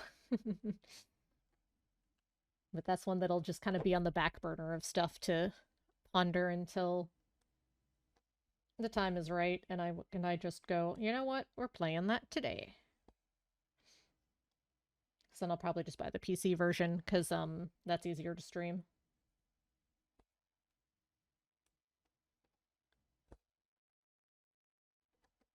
Seems like a real good game to have for the Switch though for more portability. But for most stuff, if I can play it on PC, I'll just pick it up on PC. Such a smoother capture.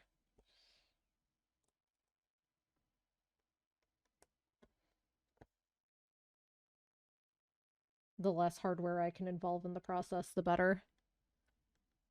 Oh, they have cross save? That's cool. Good to know.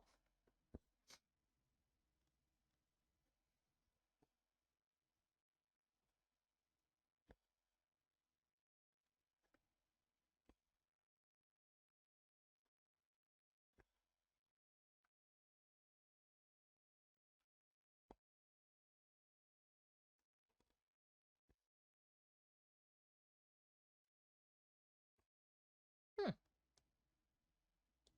Nifty. Yeah, I'll keep that in mind. That's good to know.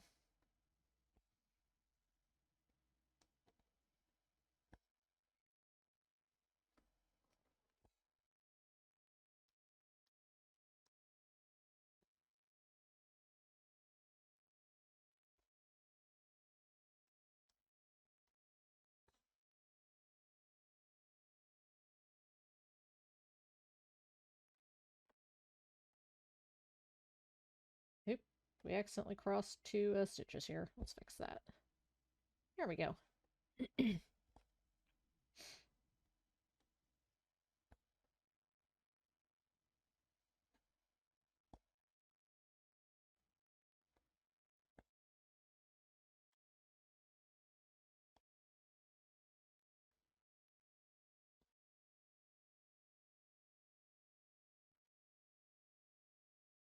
There's some great music in Hades as well. Yeah, I've heard that.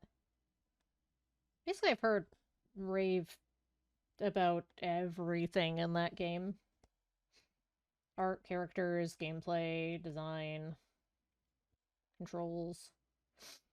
I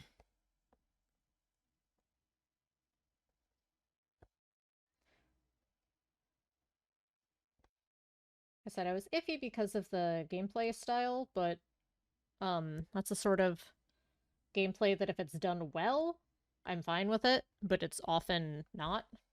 The sort of fast-paced action combat-y stuff, but I mean I just did that with Cult of the Lamb, and I've done that with Moonlighter. So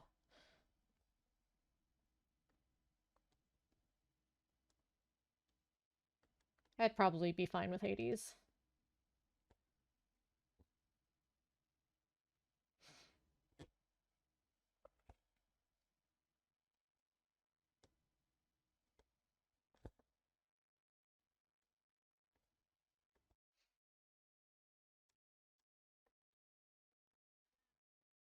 I've got a couple of upcoming games. I've got requests out there for keys when they release that I don't know what the timeline is on that, but when they get released, if I get a key for it, I'll probably hop them to the front of the queue.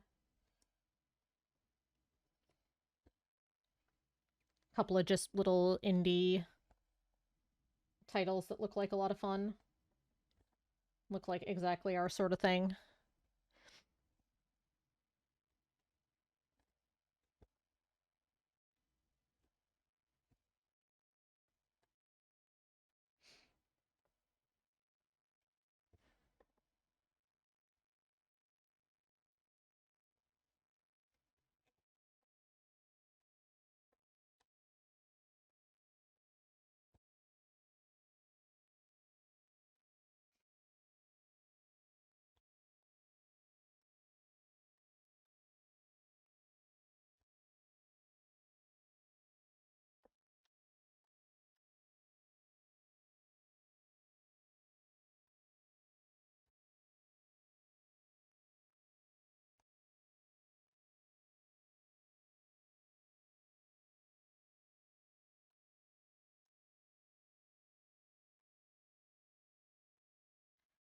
Just listening to the soundtrack is kind of making me want to play Bastion. Not gonna lie. Game is so pretty. Had a very neat story. Mechanics got a little samey and a little grindy, but not too bad. The narrator is so good.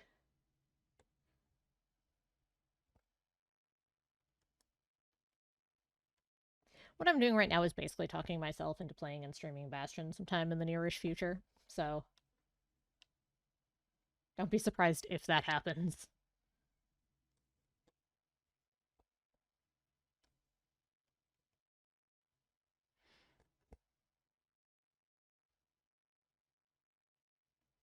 Have you played or watched Bastion before? I think it's one you'd enjoy.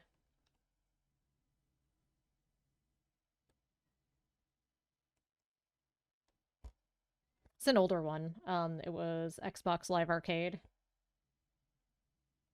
in its heyday.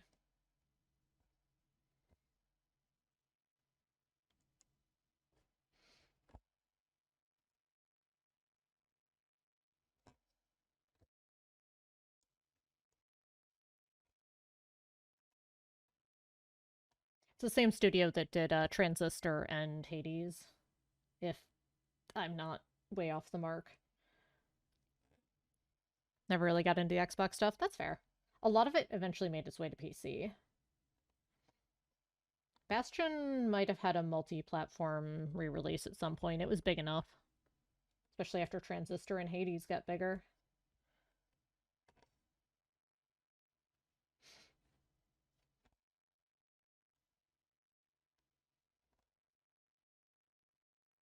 One, two, three, four,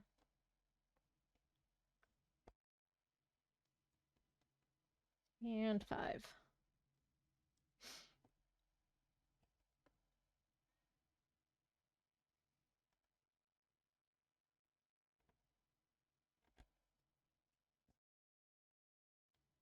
And back across.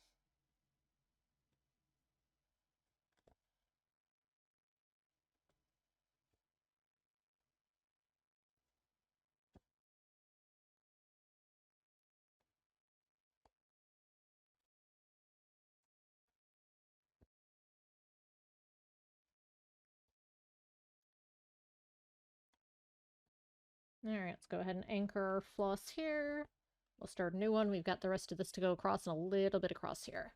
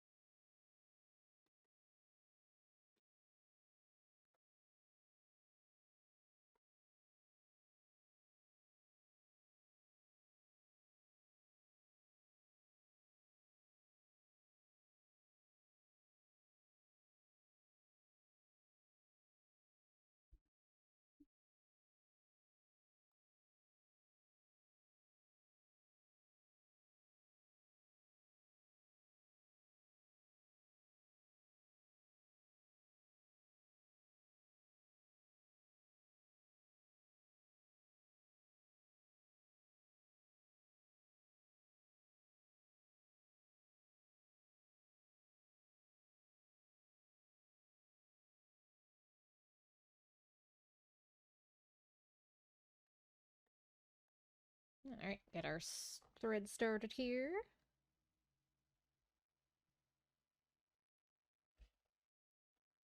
I pulled it through a knot. Let's try that again. Without it messing up a previous stitch here. There we go.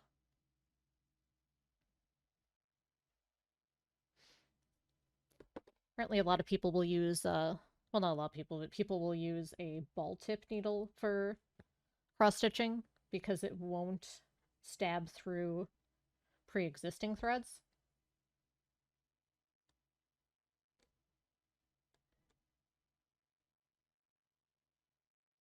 Which is an interesting idea, and I may try at some point.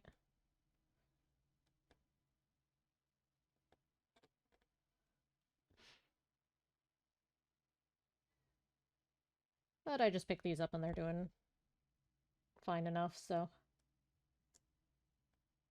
these are just regular tapestry needles. I say these because I got a multi-pack, because that's what they came in, and also I managed to already bend one while I was pulling some stitches. So I tossed that one.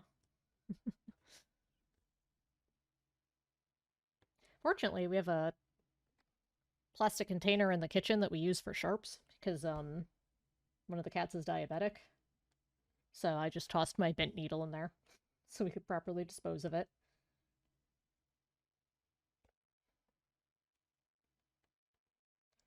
Turns out dishwasher pod snap containers are great for storing sharps because then you can just close it and toss them and dispose of them without threat of stabbing.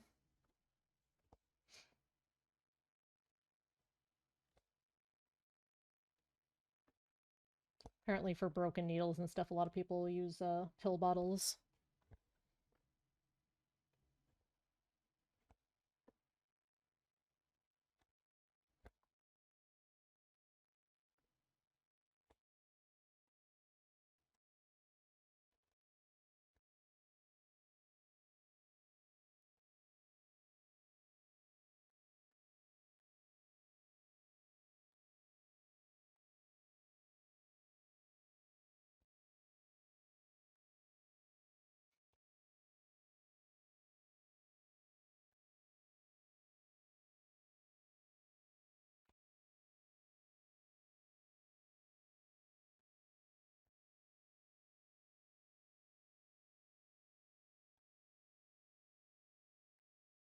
I'm gonna do the one stitch across so I can count it out quicker and then go back. 3, 4, 5.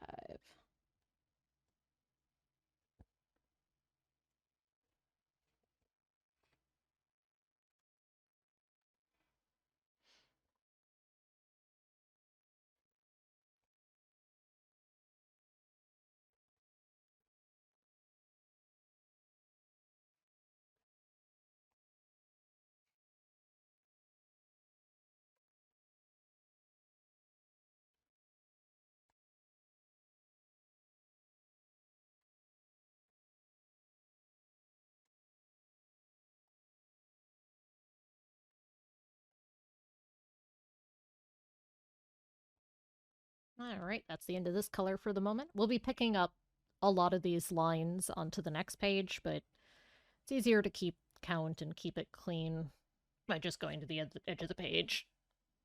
For me, anyway. I don't usually do multi-page patterns.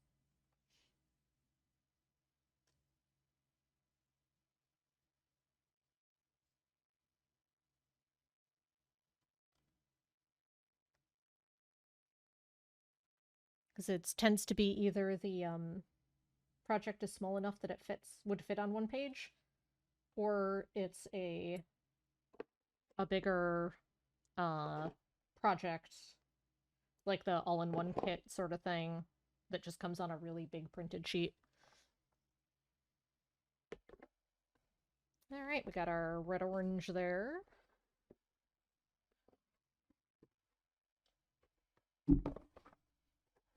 Let's see what's next. 972. I think I have that one set aside from using it on the Star Trek stitch, so I think I have to go grab that one.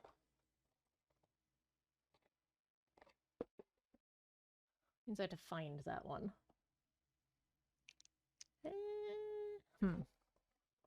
Oh wait, never mind, here it is. Haha. Found it. 972. I know I grabbed a color out of this box for that Star Trek badge. And at some point, I'm going to get to that color, and then I'm going to have to figure out where I put it. Okay, I think I remember where I put it. But will I remember when I actually remember or think to go check and compare it to my thread list, or when I get to it and it's not in the box? That's iffier.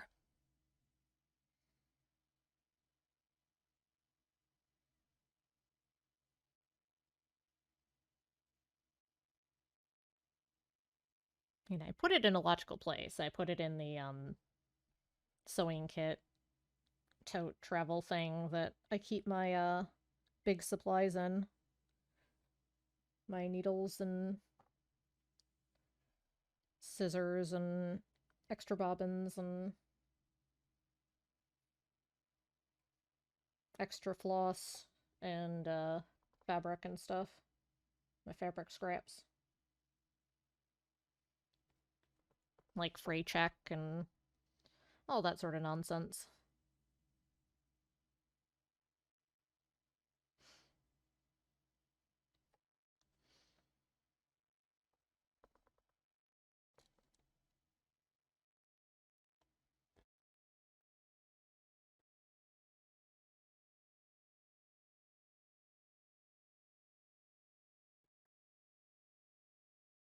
Alright, starting on some yellow.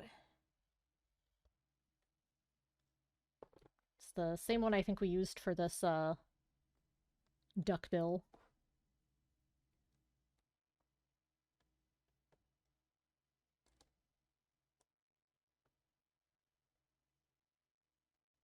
There we go.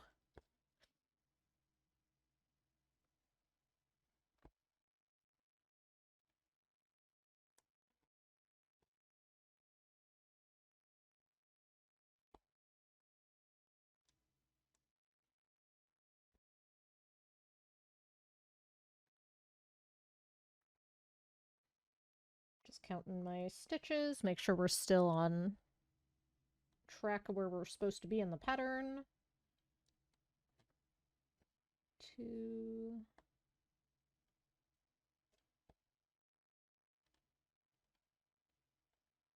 3,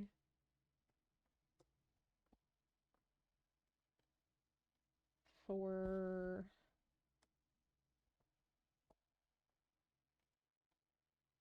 5. Excellent. We're still on. Good, good, good.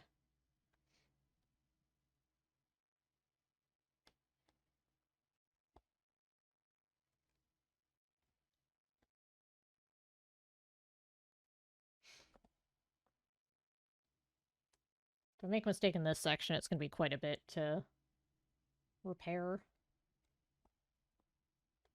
Depending on where exactly it is and what the mistake is.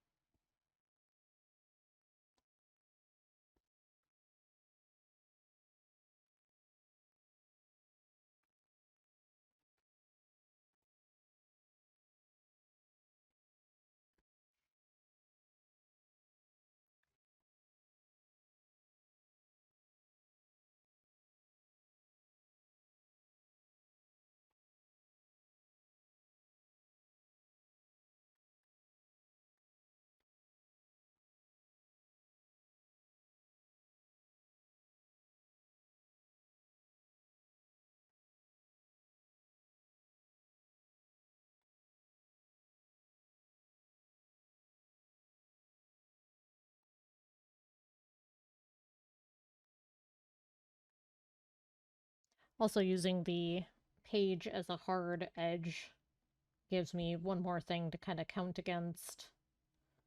And I'm less likely to make a mistake from shuffling from page to page if I just do a full page and then focus on another full page.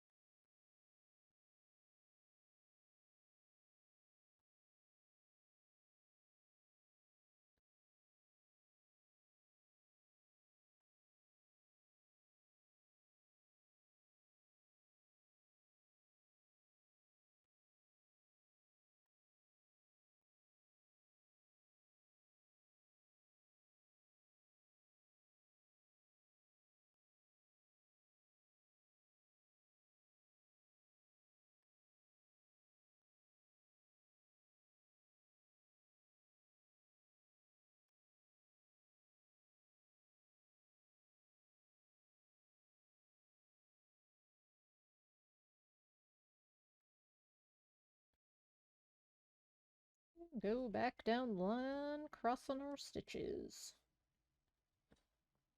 Just like the name of the craft, cross-stitching. You're stitching crosses. It all makes sense now.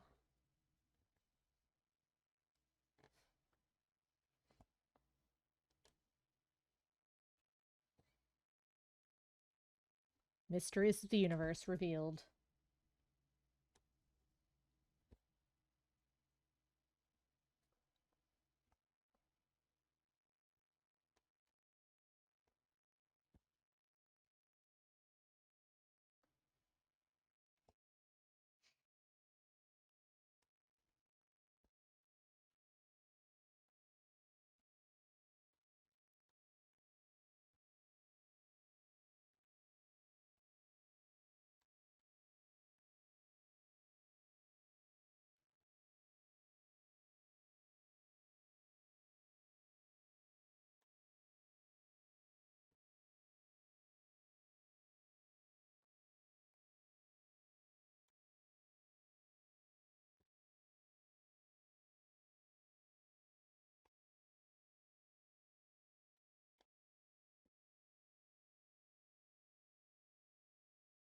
Let's see if I can make it to the end of this row. It's gonna be a big ol' maybe.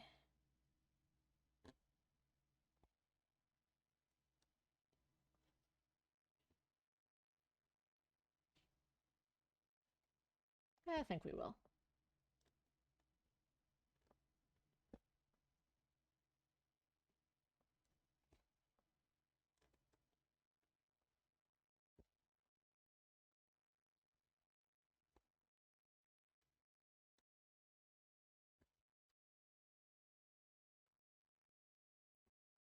Oh, easily. Plenty of thread to spare.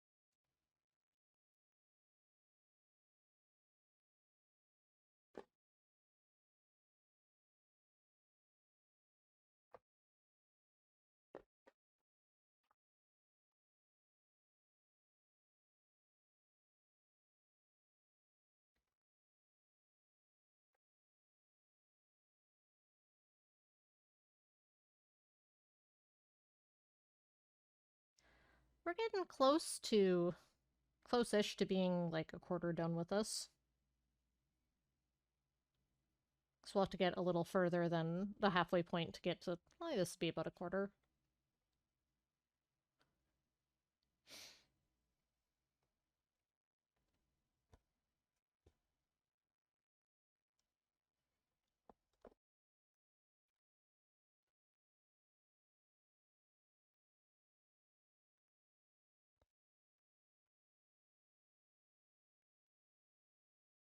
Actually, we're getting near the bottom of the first page. First page is going to end right down here. So this square will be the first page. We're getting there.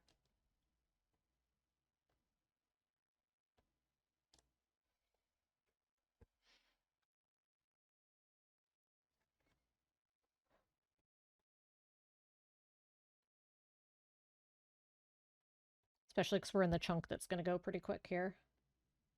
So we're just doing lines of color across.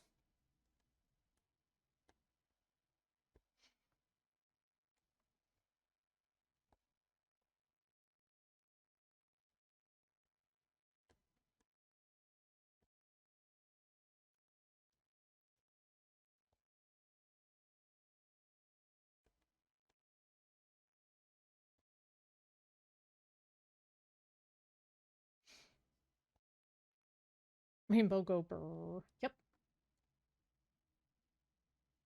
So this rainbow is fully like a third of my whole piece. Which again is one of the reasons I picked this square.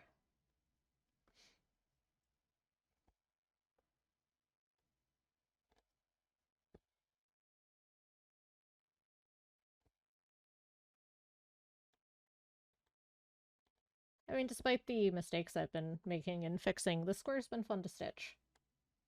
It is kind of a nice mix of little bitty detail. And there's some, like, 4 stitches in color change and 2 stitches in color change. But then it's broken up by some bigger sections like this. So it's been good variety for stitching.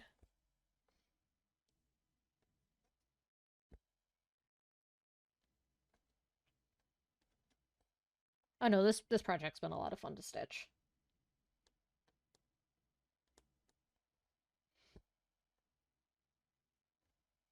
And doing it for a few hours once a week has been kind of nice, because then I can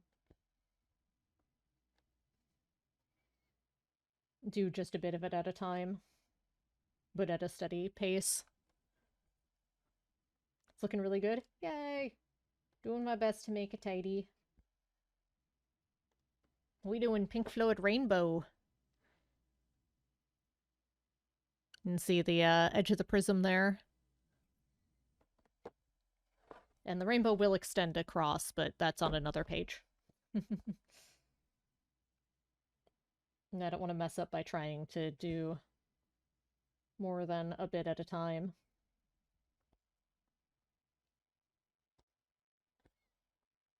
I'd rather have to do more starts and stops and come back than do a big chunk, mess it up, and have to redo the whole chunk.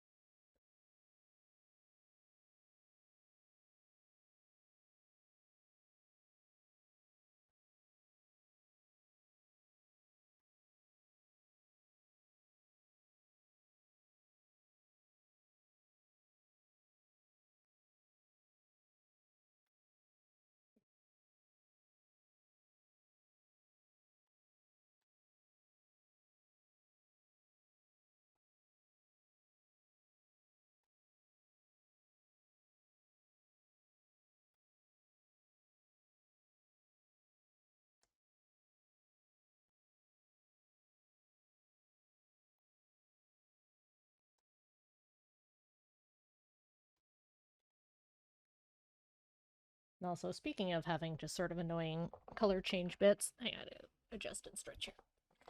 There's a single stitch coming up in the middle of this rainbow on an edge that I'll have to watch for.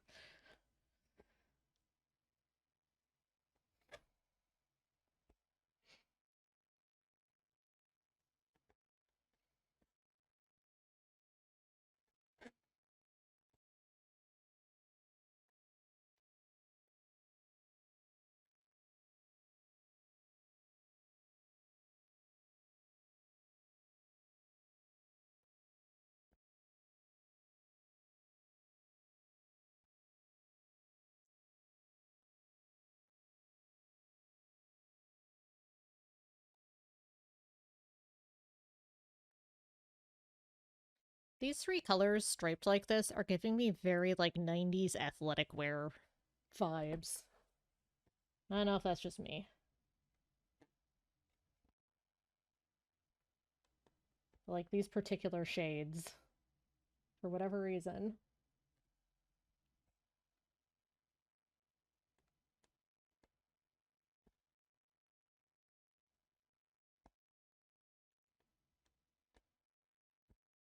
Like, colors I'd see striped on a black, windbreaker jacket and pants in the late 90s.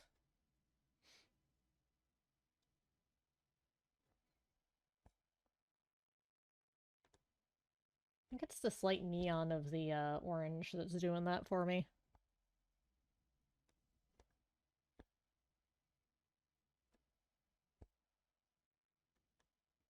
Sort of a Columbia outerwear orange color.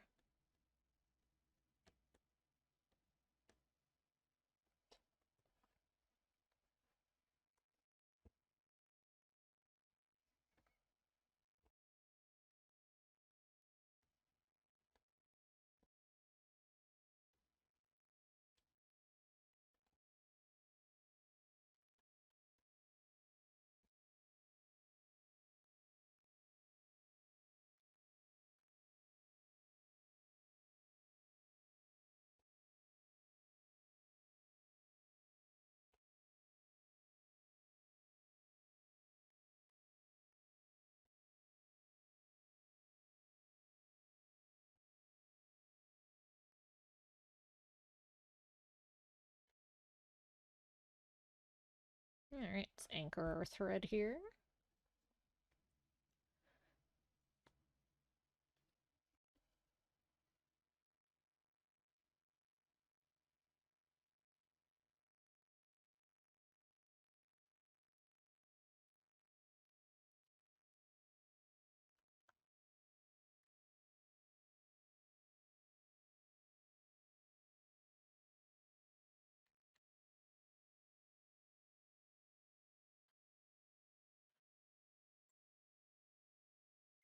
Grab another bit of yellow.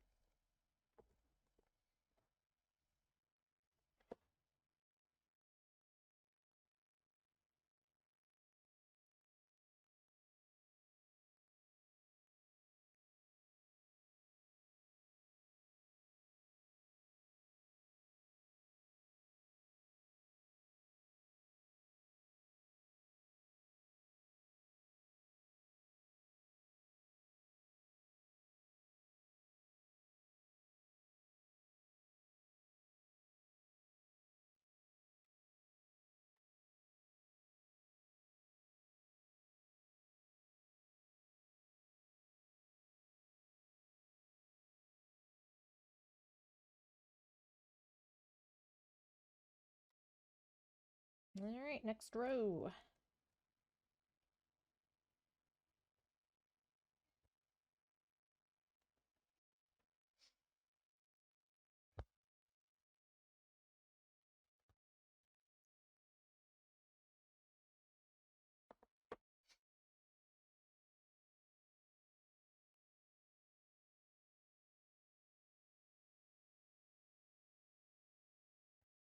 Pick up our couple stitches on the next row here.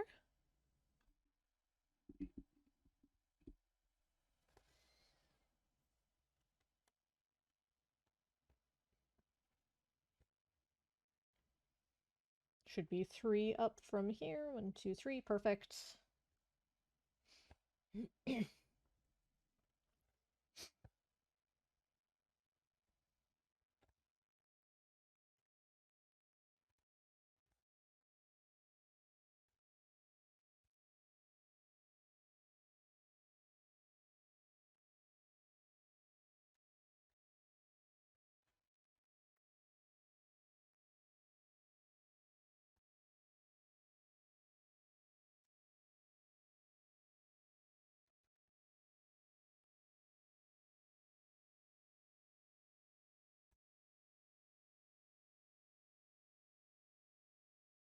And we're gonna go partly across with this yellow line, so I gotta watch where it needs to end.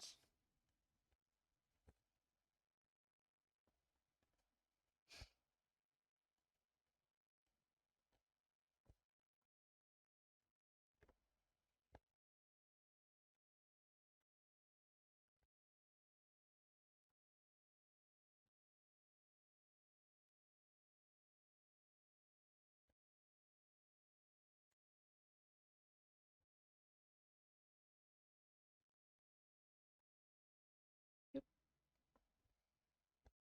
I accidentally undid that one by going back through the same hole again.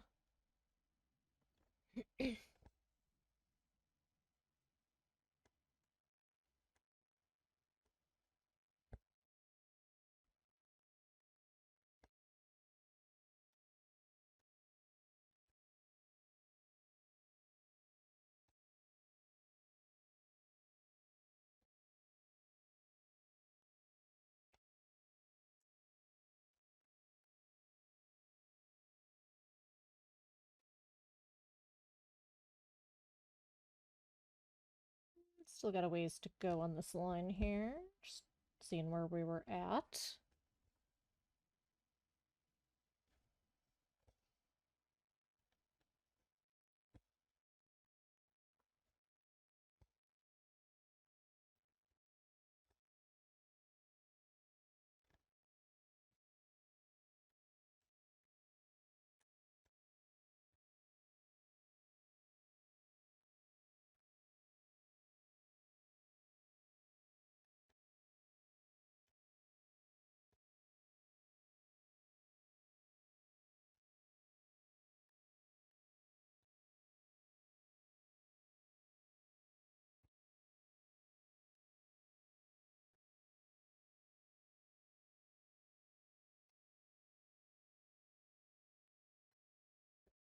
Alright, this should be the last stitch in this yellow row here, but I'm gonna count it and make sure.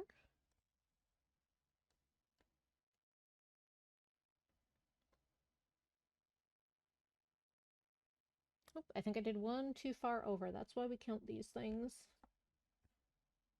Oops. Hang on.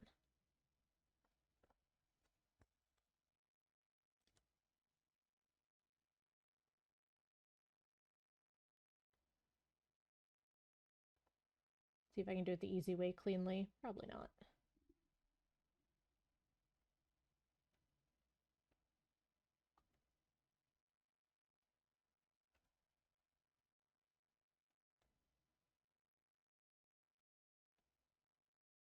Alright, we'll do it the actual easy way, but that involves me rethreading my needle, which I was trying to avoid.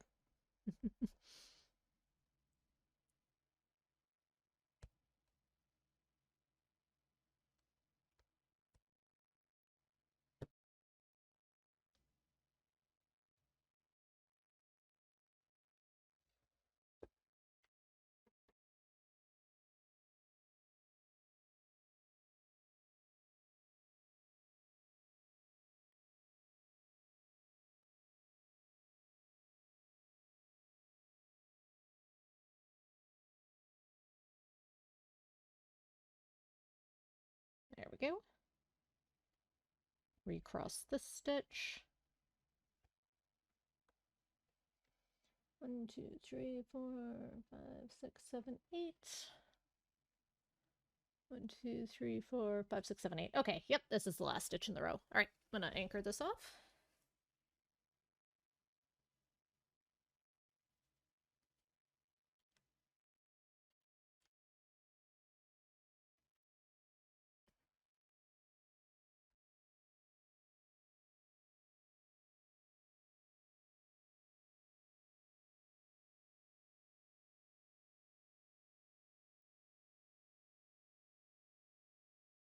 Glad I caught that extra stitch right away.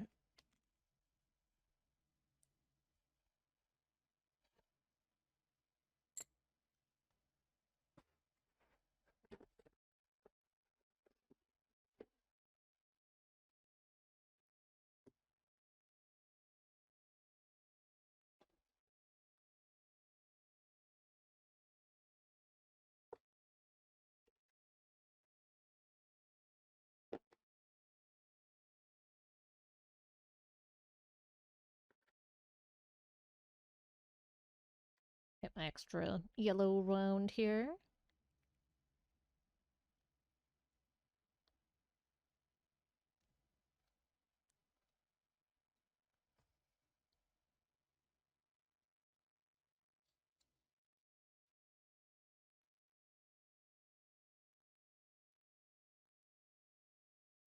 Alright, what's my next color? I think my next color is the one that I have in the other room.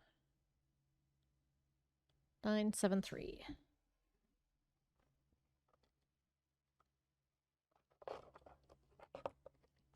Oh, wait. Is this it? Aha, never mind, I've got it. 973.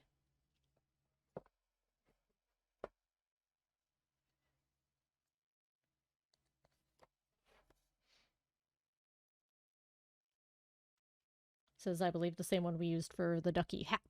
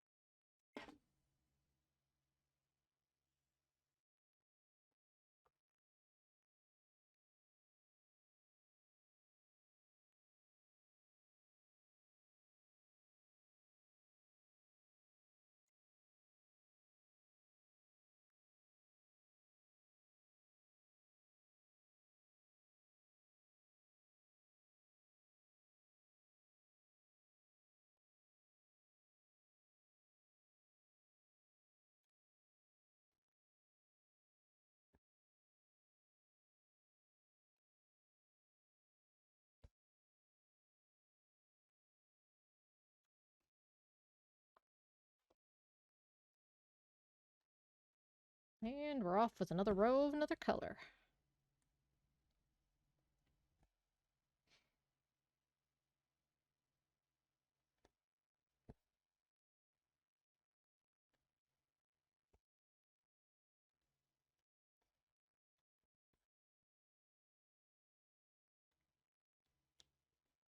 Alright, that extra stitch is in the prism line, not the rainbow line. Okay.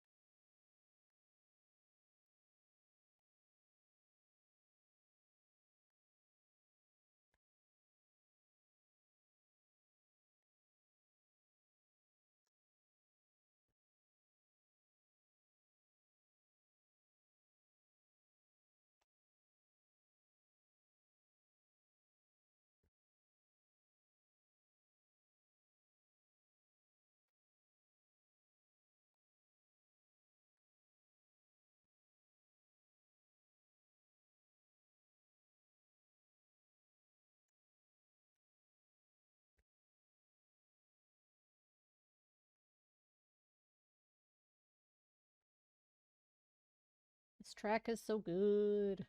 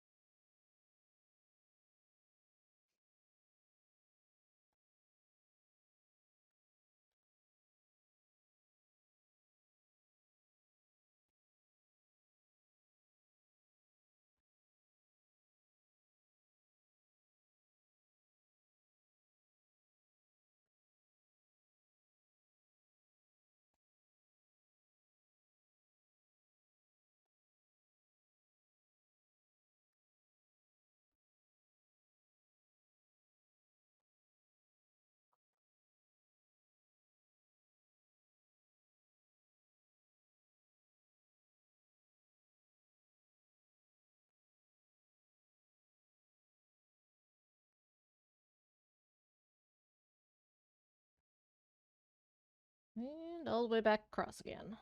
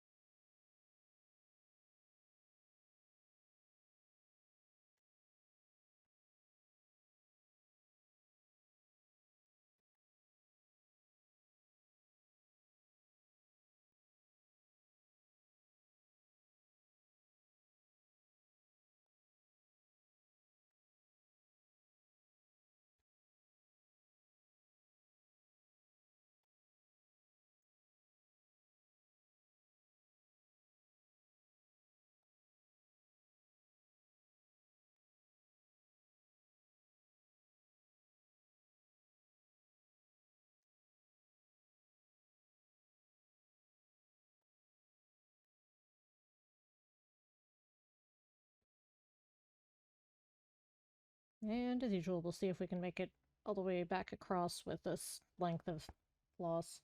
I'm not sure about that. I think that might be a tall order.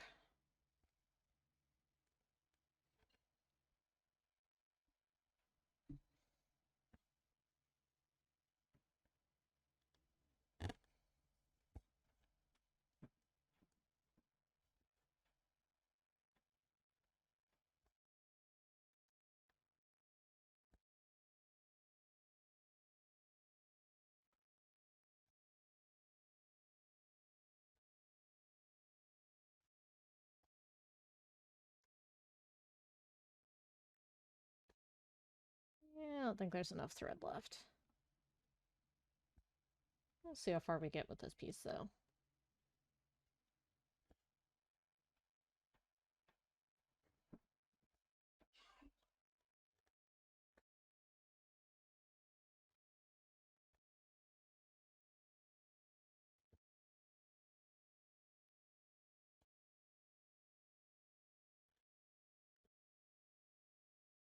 Alright, let's anchor this and get the next piece started.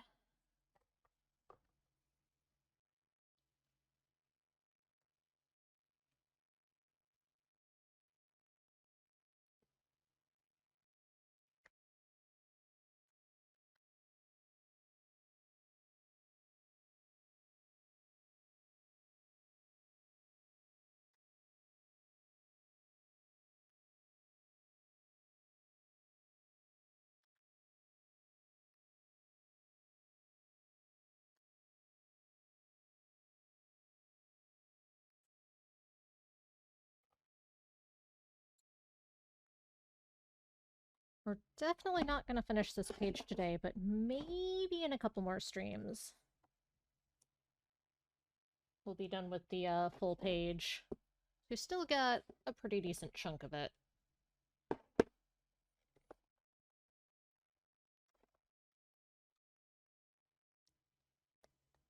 But a decent amount of it is in big chunks like this that go pretty quick.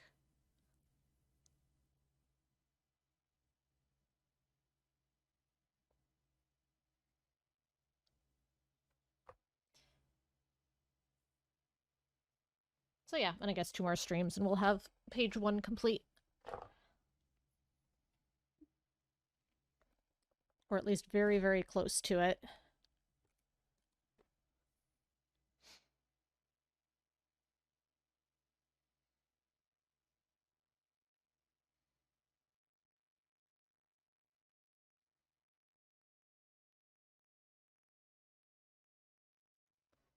We had a lot done today.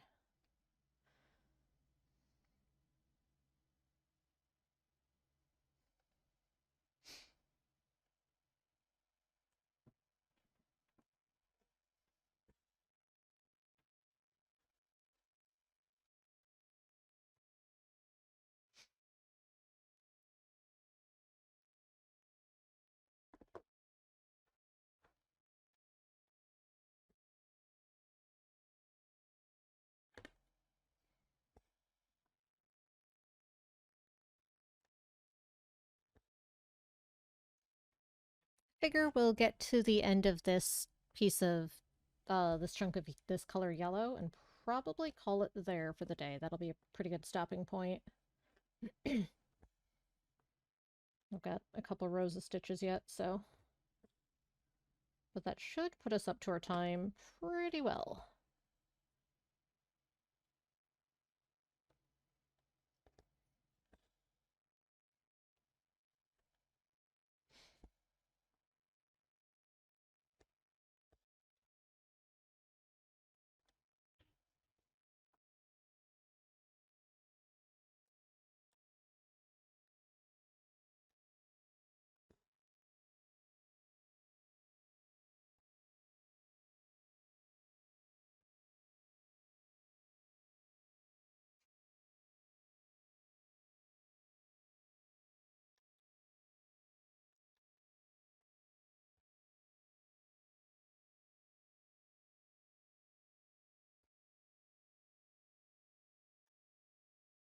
It'll be this row all the way across, and then another 9 stitches after that.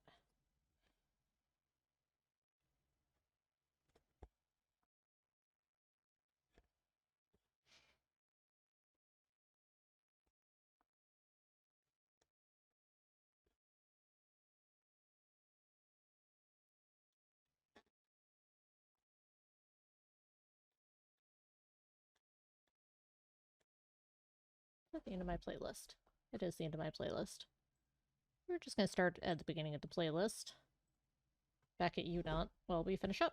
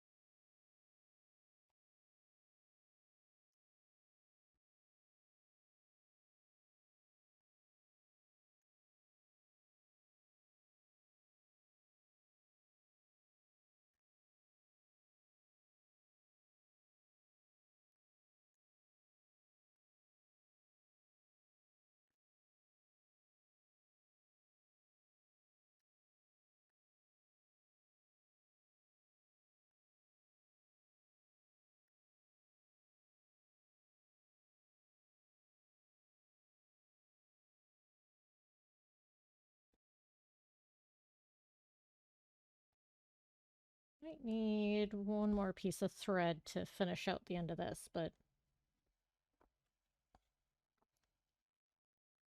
like I said, that'll be a good, nice, clean stopping point.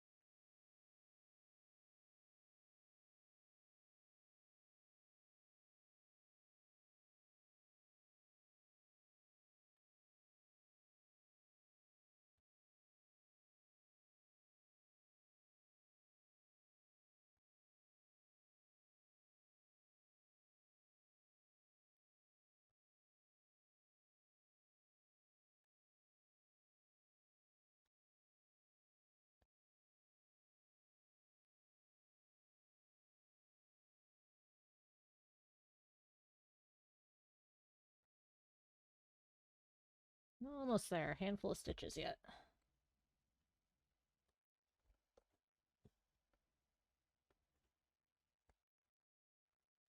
I think we're not gonna get there on the end of this thread either. That's okay.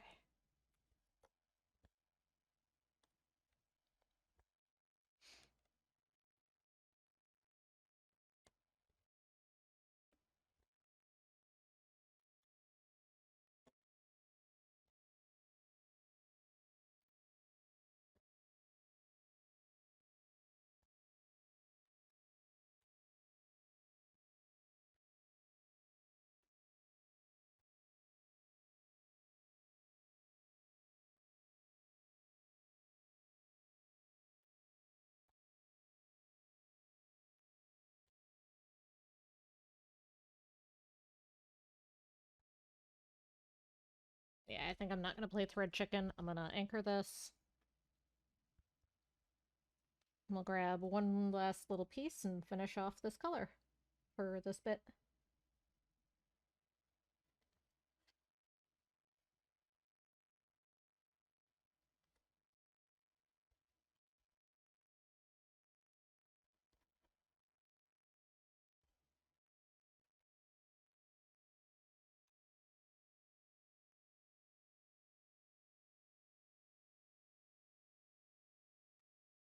And of course I managed to get a huge knotted mess trying to anchor that, so I'm gonna let that be for a second.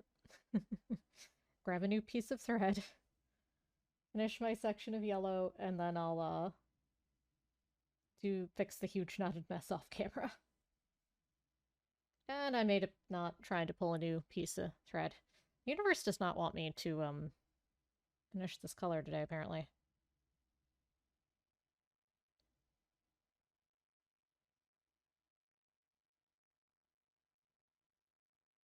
Or this particular yellow just doesn't like me. There we go.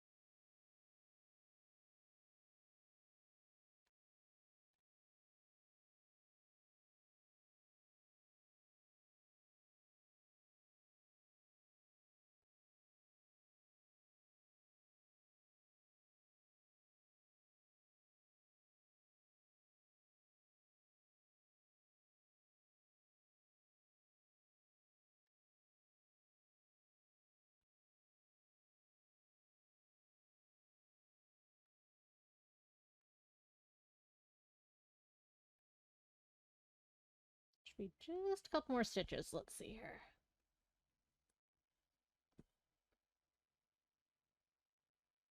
Oh, last one.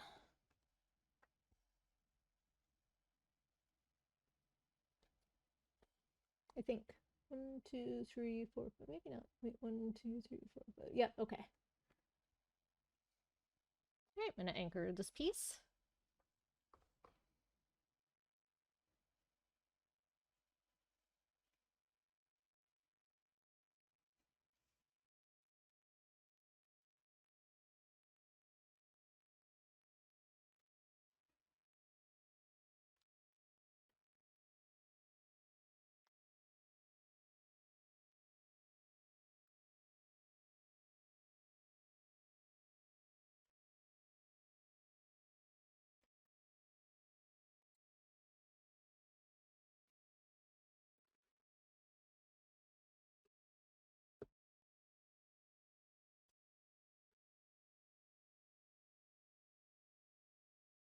All right.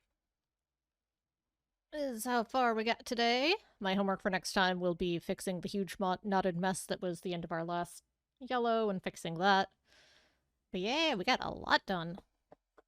Thank you so much, everyone, for hanging out with me today. Hope you had a nice chill morning with some stitching, enjoying some music. Thanks so much again. You have a wonderful day. I will be back tomorrow at 6 o'clock Central with some Plate Up. It should be a fun time. We plan on playing that one for a little bit. But yeah, join me then. It'll be Tuesday, Thursday Plate Up, and then Monday we will continue where we left off on this.